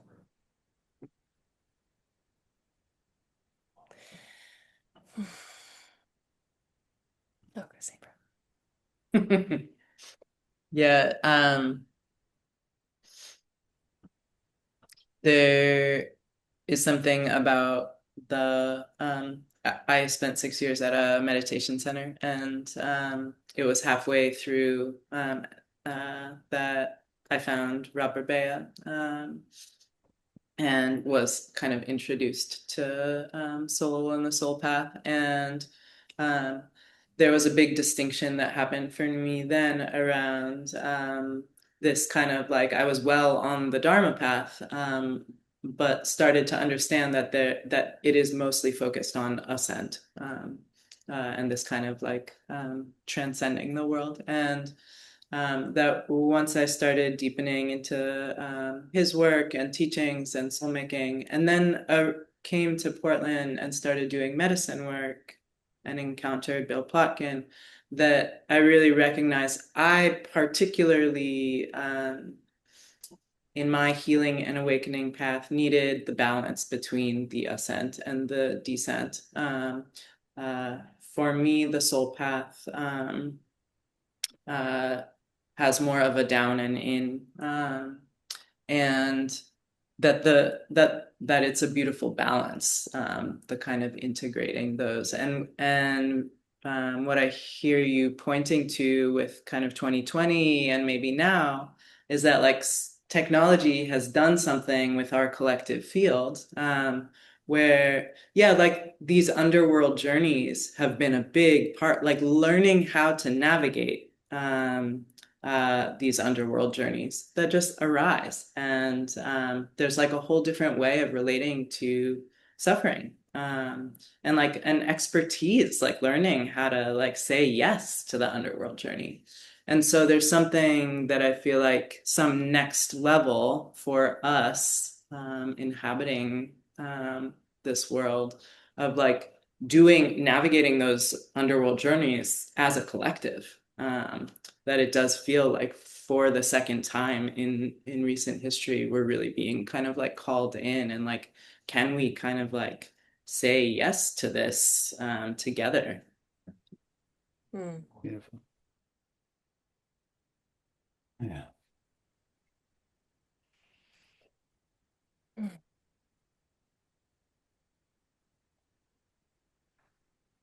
Hmm.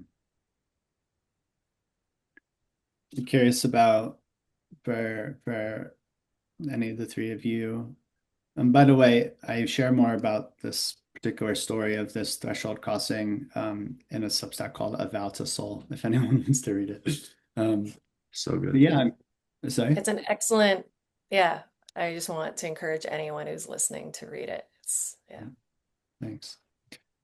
I'm curious, in the explore phase chapter, there's ways we can apprentice to soul as like we can read about soul, we can do soul making practices, we can be in this courting of soul. Like this, to me, if one uses that language, that can be a really important, Mm. essential part. Maybe they might call it the beloved, or they might call it God, or there's different framings for this.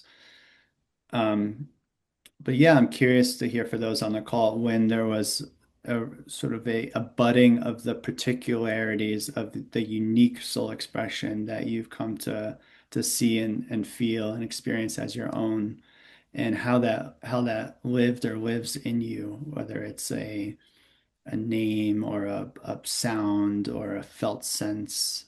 How do you mm, kind of live the uniqueness of your expression um, in the context of this apprenticeship phase? And if you didn't have something like that, like an orienting thing that can be named with words, how do you feel that you've been navigating that territory, this territory? How do you, what instruments do you have available to you to use as a compass for being in relationship with the uniqueness of your particular expression of soul?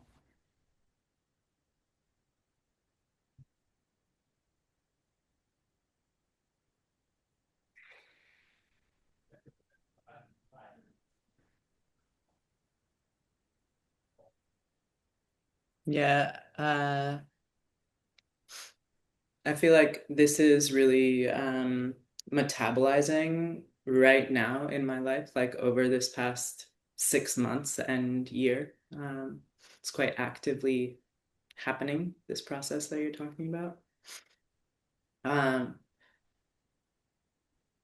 about a year ago, it felt clear that it was time to kind of like launch my offering. And that felt like a beginning of kind of like me really like carving, yeah, sort of this soul individuation moment. Uh, and over that time, and it's not been easy and smooth. It was totally time to do it, but then it kind of has taken time to cook and ripen. Uh, and there's something that I've started to sort of like be able to see more and more clearly that I have happened into these jobs twice over my time in Portland, 5 years, called the hearth holder, in two different organizations, communities that hired me. It was my job. They paid me money. They're somewhat on the fringe conventionally, trying, both of them like trying to build new culture. And so I've gotten this strange job title. And there was a starting to see recently uh, I'm using this word hearth. Other people around me are using this word hearth. What this is becoming, moving more into the center of culture. Something that has been weird and indecipherable. And yeah, a beginning to understand that this is a part of the archetype that I walk with. And I did some writing, both like a piece of writing on becoming soul, about like starting to understand my soul walk, and on matters of the hearth, like starting to understand how this particular shape uh, I've been sort of called into, and like how is it connected to my particular soul offering? Um, yeah, and feel like I am that in some ways, a person's soul offering is like endlessly complex and forever moving and changing and evolving. Cannot be kind of like uh, brought into a pithy thing. And then in some ways, that is the essence of soul, is to give it a name, give it a shape. And so really dancing with that in this moment. Zara, I just want to say quickly, you mentioned the job titles and the things that you're doing, and I think one of the most beautiful things about soul is that it's just who we are on an everyday basis. And so last July, I was going through a challenging time, and I really wanted to be in a new place, a new but familiar place. So I flew to Portland, Maine, where you live, and where I was born and where I had this soul vow experience in 2020. And yeah, I walked into your apartment and I was immediately just surrounded by beauty everywhere. And you, as a being, were so beautifully gracious in inviting me into the hearth of your heart and the hearth of your friendship. And I had this week of recovery where I felt like I was sitting around the fire of friendship, the fire of beauty, the fire of the feminine presence and care. And yeah, and that's not a job that you did, that's not a role that you were trying to play, but it was the emanation of your of one dimension of your soul expression that was so uh, impactful for me on a very, very meaningful level. Mhm. Hmm.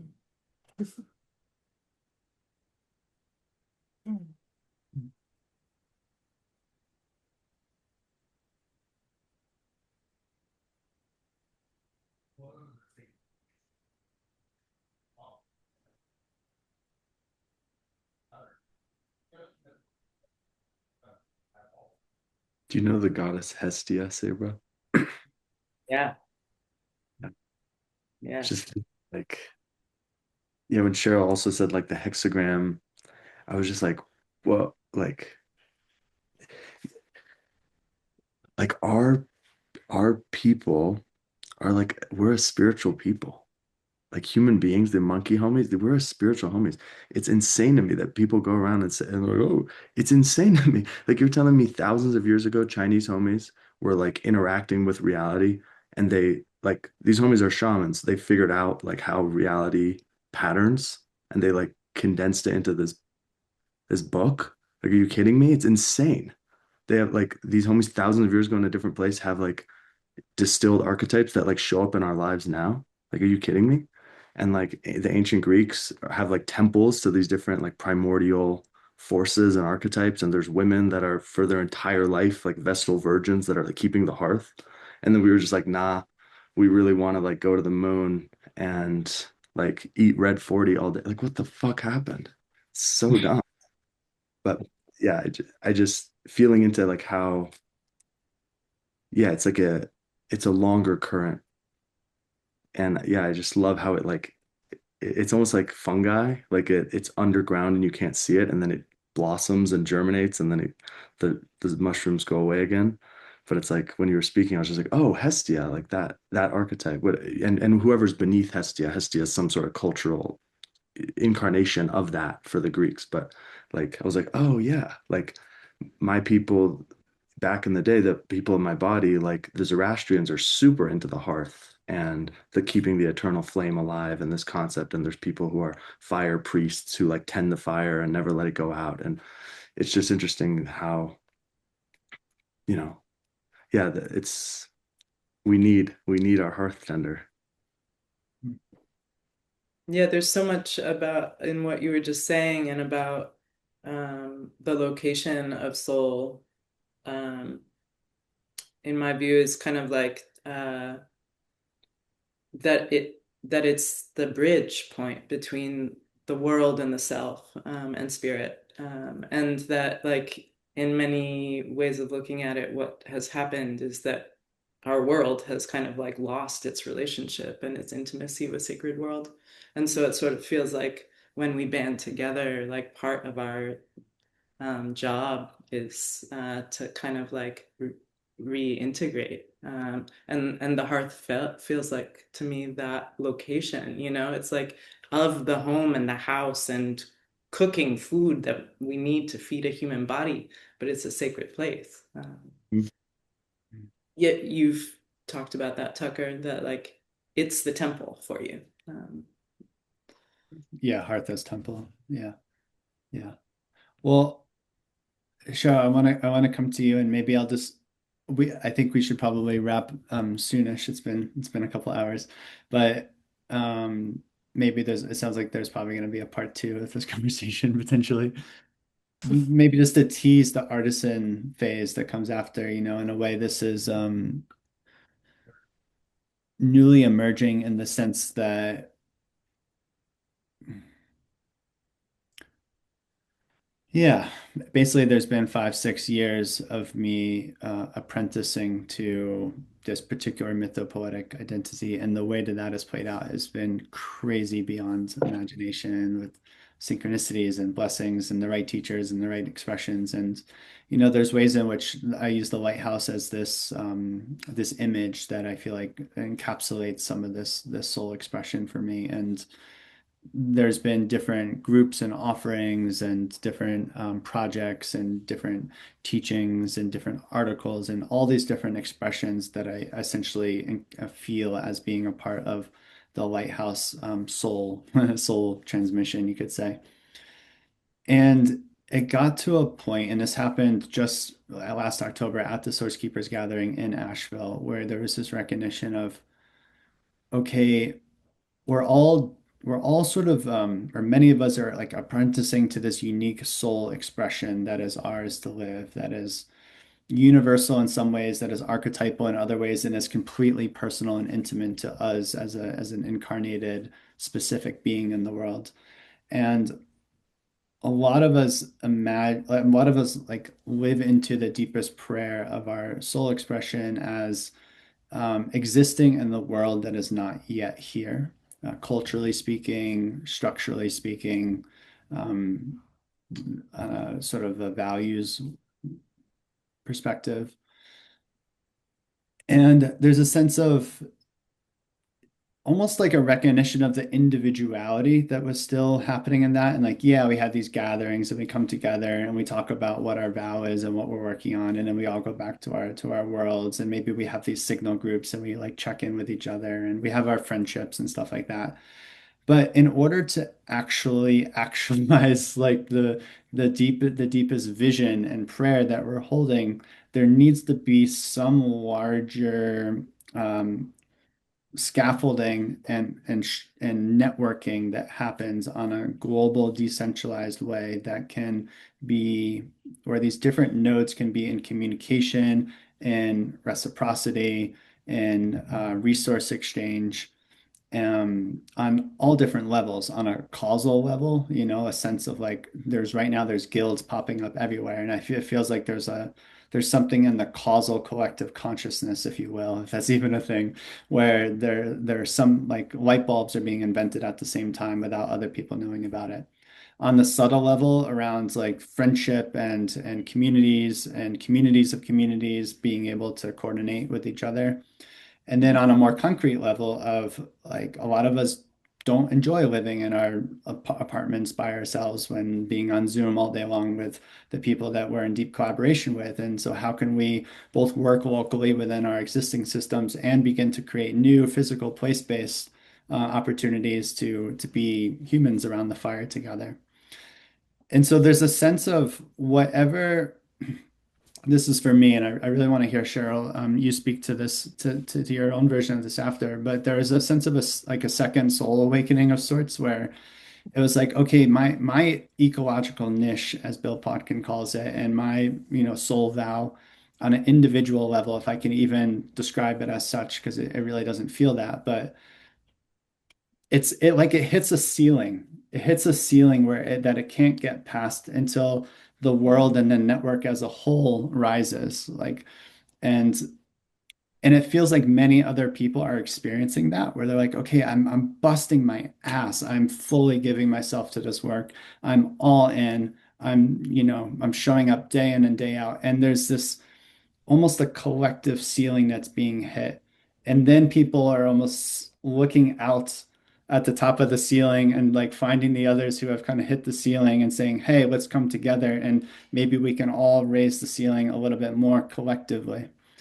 And things like these different structures are emerging where they're more network oriented, and the individual soul expressions are still coming through the unique beings, but they're very explicitly there to serve a project that is happening on a collective soul level, you could say. And sometimes we frame that as meta modern culture building. Some people say the more beautiful world our hearts know is possible. But it feels like it's time for the platitudes to take a deeper depth and like, what does that actually mean? And how can I actually contribute to that? And how do I need to find the other souls who are living their unique expressions that are completely interdependent with mine, and we can create a larger whole together. And it feels like that's beginning to happen. And again, I want to emphasize that moving into this phase, I would say, which I just feel like I'm just beginning to explore the beginning territory of myself. Um, it's not just a conceptual thing. Like everyone can understand conceptually that systems thinking and the fact that it takes a village, or that the more beautiful world requires all of our participation. Though that kind of conceptual understanding is one thing, but this is about actually orienting your devotion to reality as being in service of a collective project that is breathing and being tended to on a more of a collective soul level, and actually doing the work to coordinate and actualize that process and that practice, and to be lived by it and created by it and at the same time. So I'm curious, Cheryl. Yeah, I feel like you're one of these people that is just living that expression in a very effortless way, and I'm just curious how it lives in you. Mm, yeah, what a beautiful question.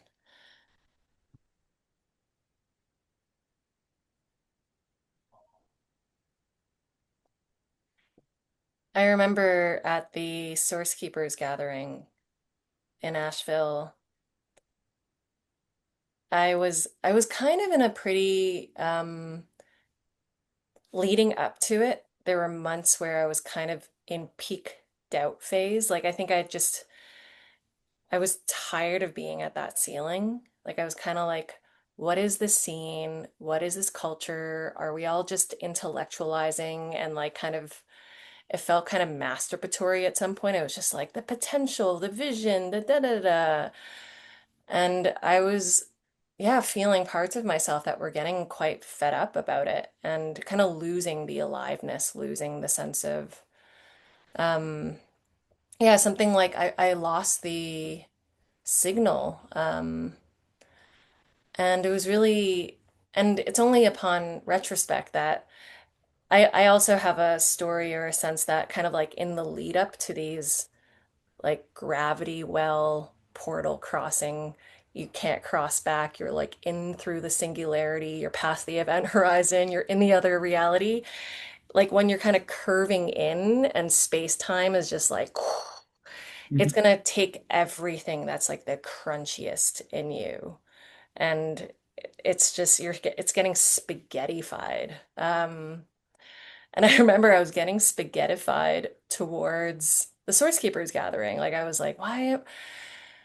And then I arrived and it was just this, there was a simplicity to it. You know, we all gathered at this beautiful retreat center on the land.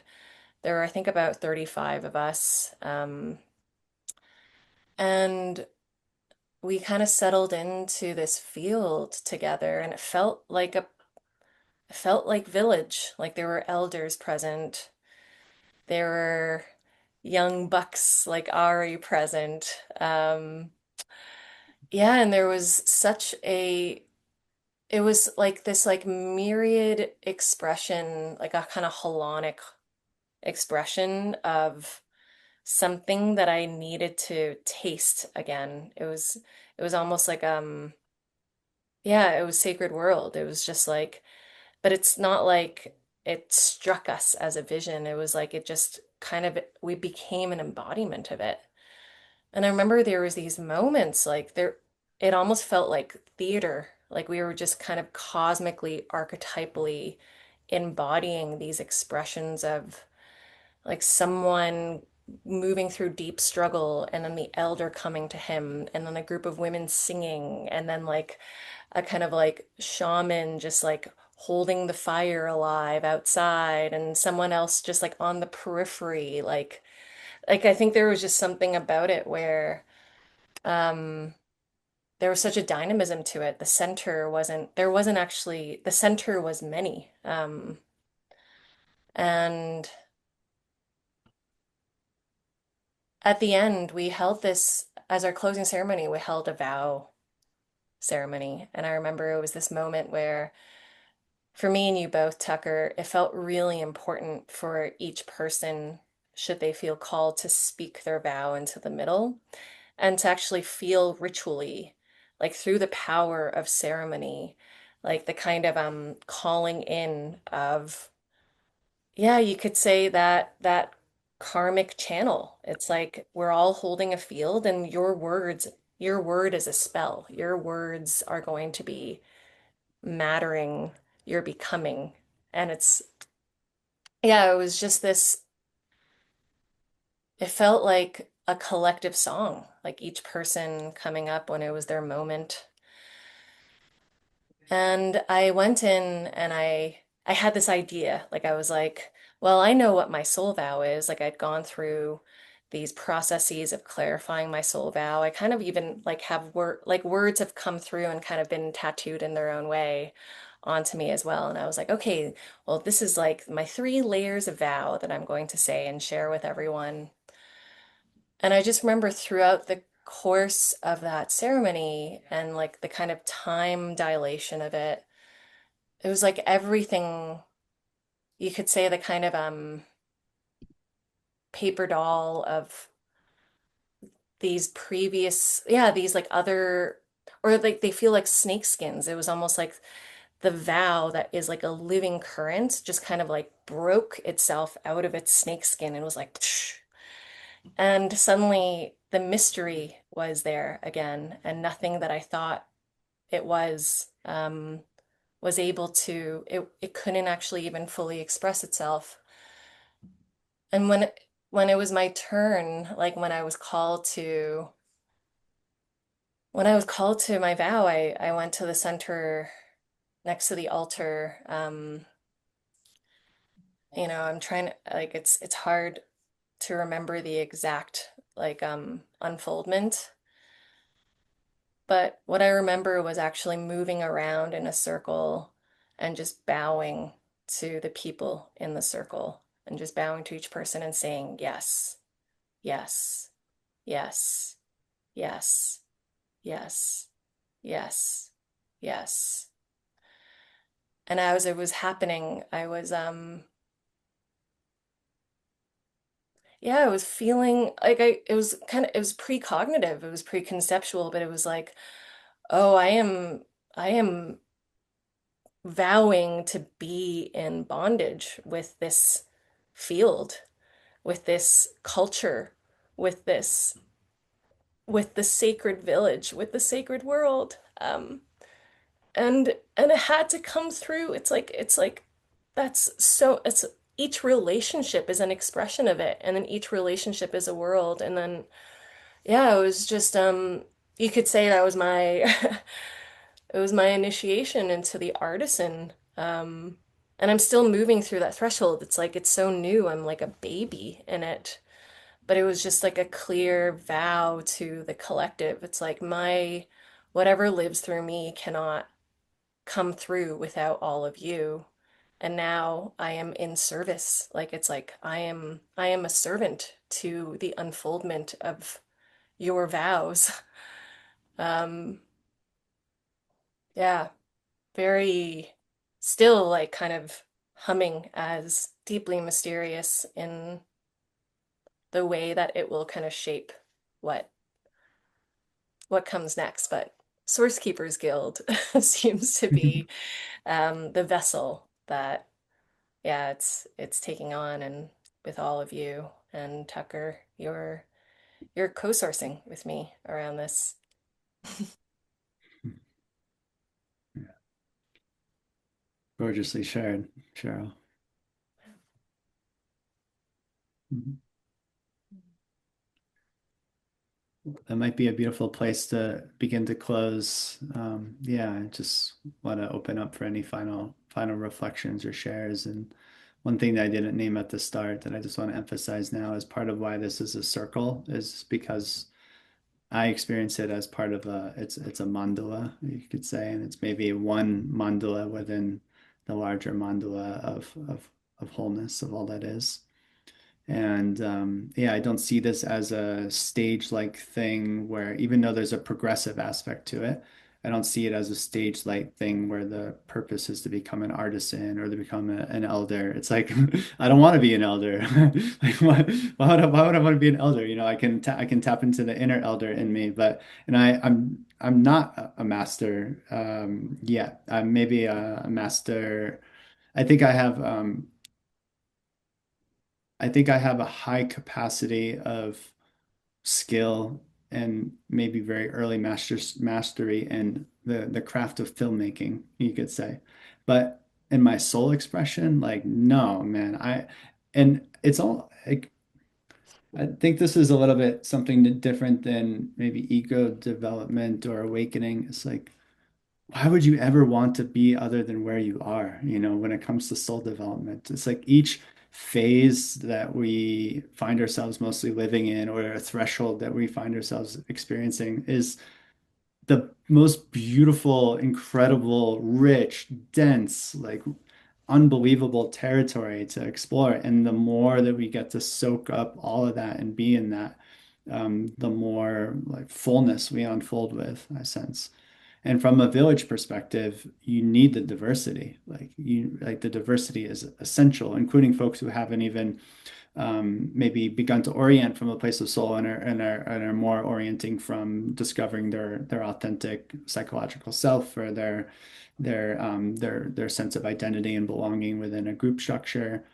These are also incredibly important, beautiful phases of the human expression.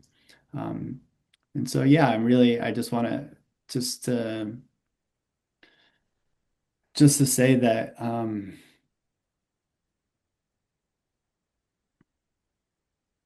yeah, it's like I almost want us all to relax into exactly where we feel ourselves to be and to just love that so deeply and to trust that that love is an intelligent love that has an erotic desire of its own that is unfolding every moment and that we can be there together in it.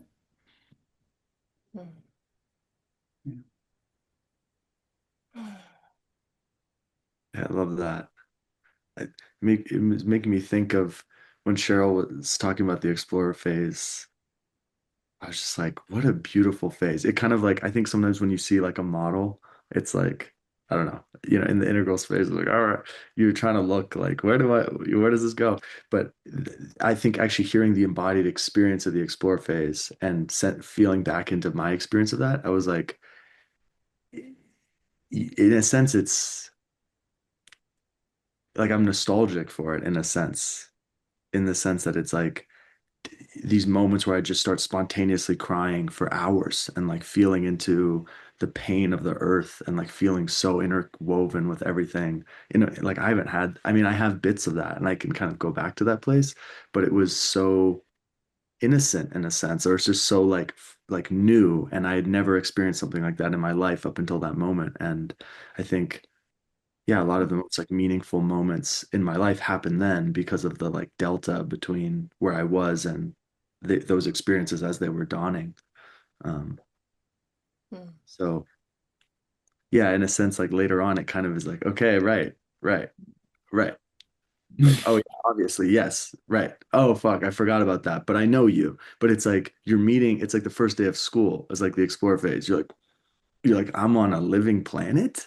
Like you like like I'm in a like animal guy like these sorts of things like that like actually dawn on you and then it's like oh the animal guy like I'm not sleeping on time the animal guy's tired okay like later on it's like they're your dear friends and you're just like you're keeping good relations with them but in the beginning that freshman year shit you just can't get it back um and I think every stage is like that so um Mm. yeah just a double click on what you were saying T.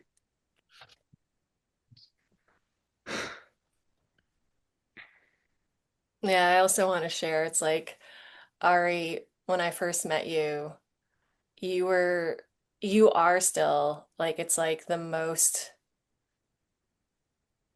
yeah, I don't know how to describe it. It's like, it's so pristine, your expression of apprenticeship.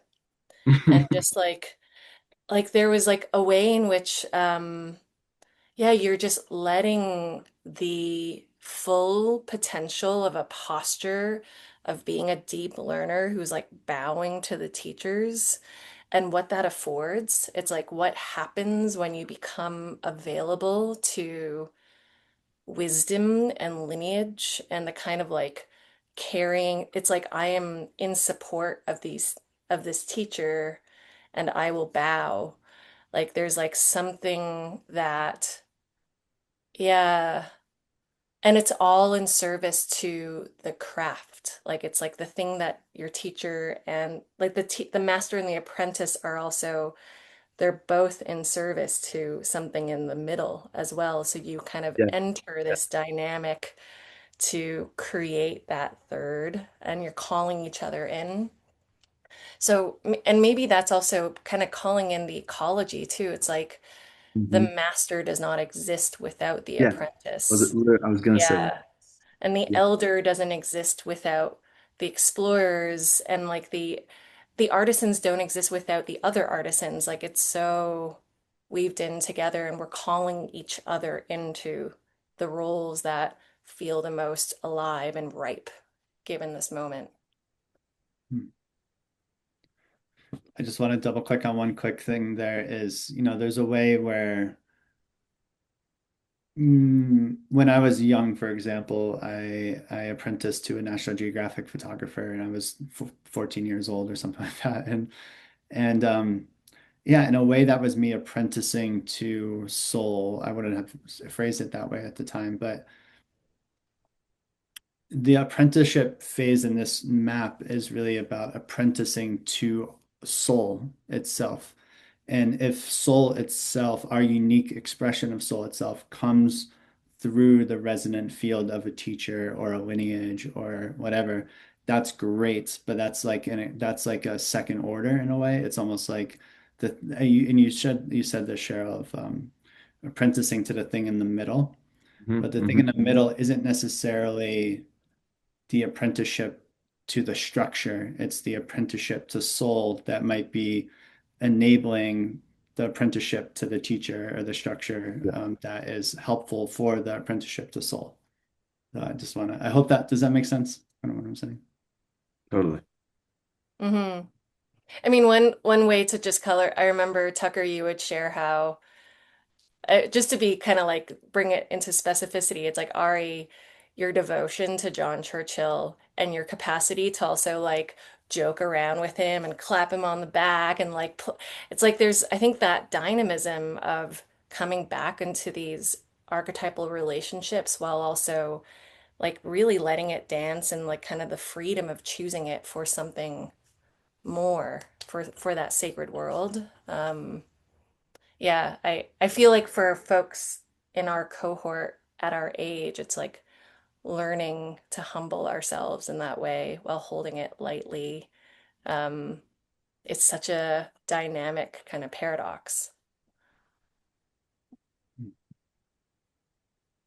Yeah, I feel like that's actually what creates like the movement or like the torus in the model is like Tucker, when you were talking about going into the explorer phase, you talked literally about getting the book of like an elder or a master of some kind and how that actually was the transmission that kind of catalyzed it, and then interacting with these various lineages is what kind of like pulled you through. And then yeah, it's yeah, that energy, and then also the middle. I think that is what allows me, yeah, that's what keeps a lot of the aliveness in being an apprentice, because it's like it's not actually about becoming John Churchill or even necessarily learning everything John Churchill has to teach. Like I came to John Churchill and Layman and you all, and the whole field that I'm apprenticing to, because I feel like this is going somewhere beyond all of us. Like John hasn't figured out, say, like John's at a house somewhere teaching on Zoom. Like we're not in the final, and it's never going to be a final thing. The idea is that there's a vector that we're all in devotion to. And that's actually, I sent a voice memo to Dachin about that. And I was like our people are on a vector. It's not a title. Like you can be meta modern and be like so not with us. Like it's you can be a soldier somewhere and be with it. Like you like it's about the vector. Like are we going Mm, towards the same middle?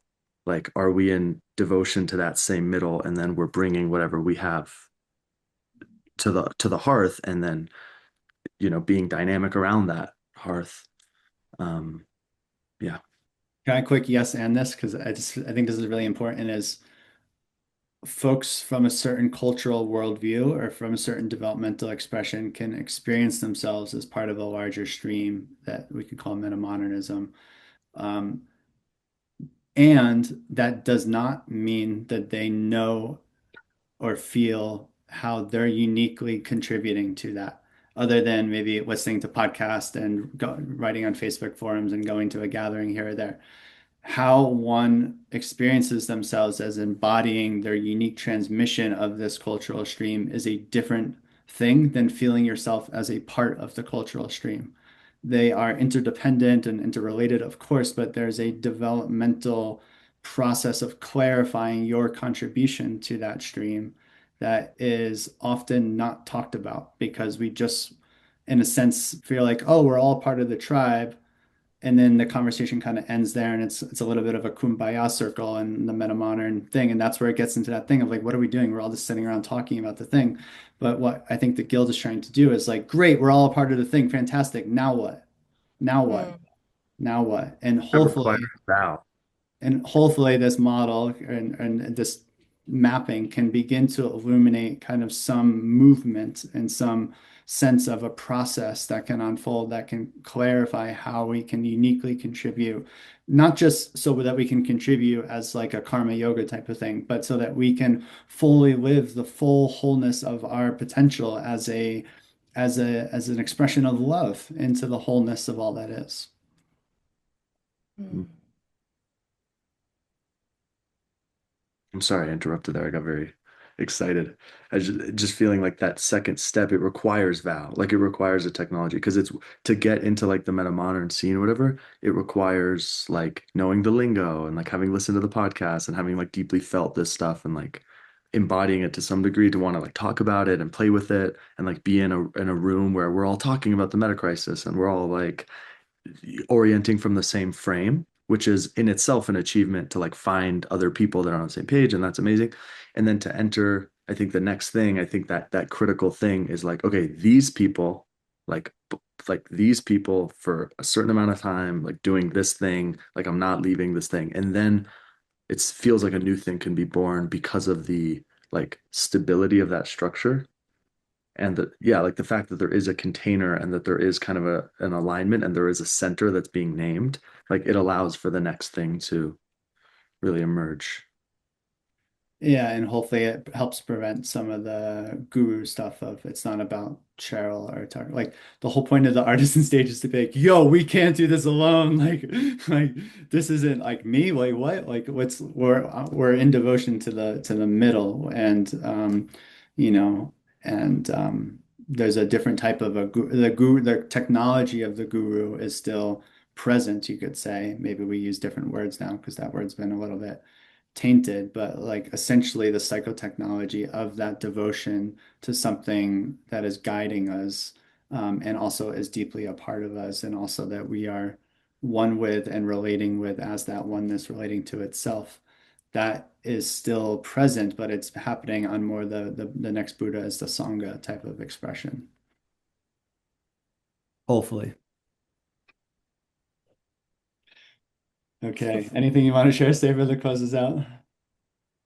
I have so many bookmarks. I really feel like this conversation is so juicy and I have so much to say, and there's nothing that serves as a closing. So I feel like it just has to be continued. Okay. Yeah. To be continued. Thank you all so much. thank Yeah. you. Thank you guys. Mm, yeah, this is a Lots of joy. love. Wow, love Appreciate you. y'all. Bye. I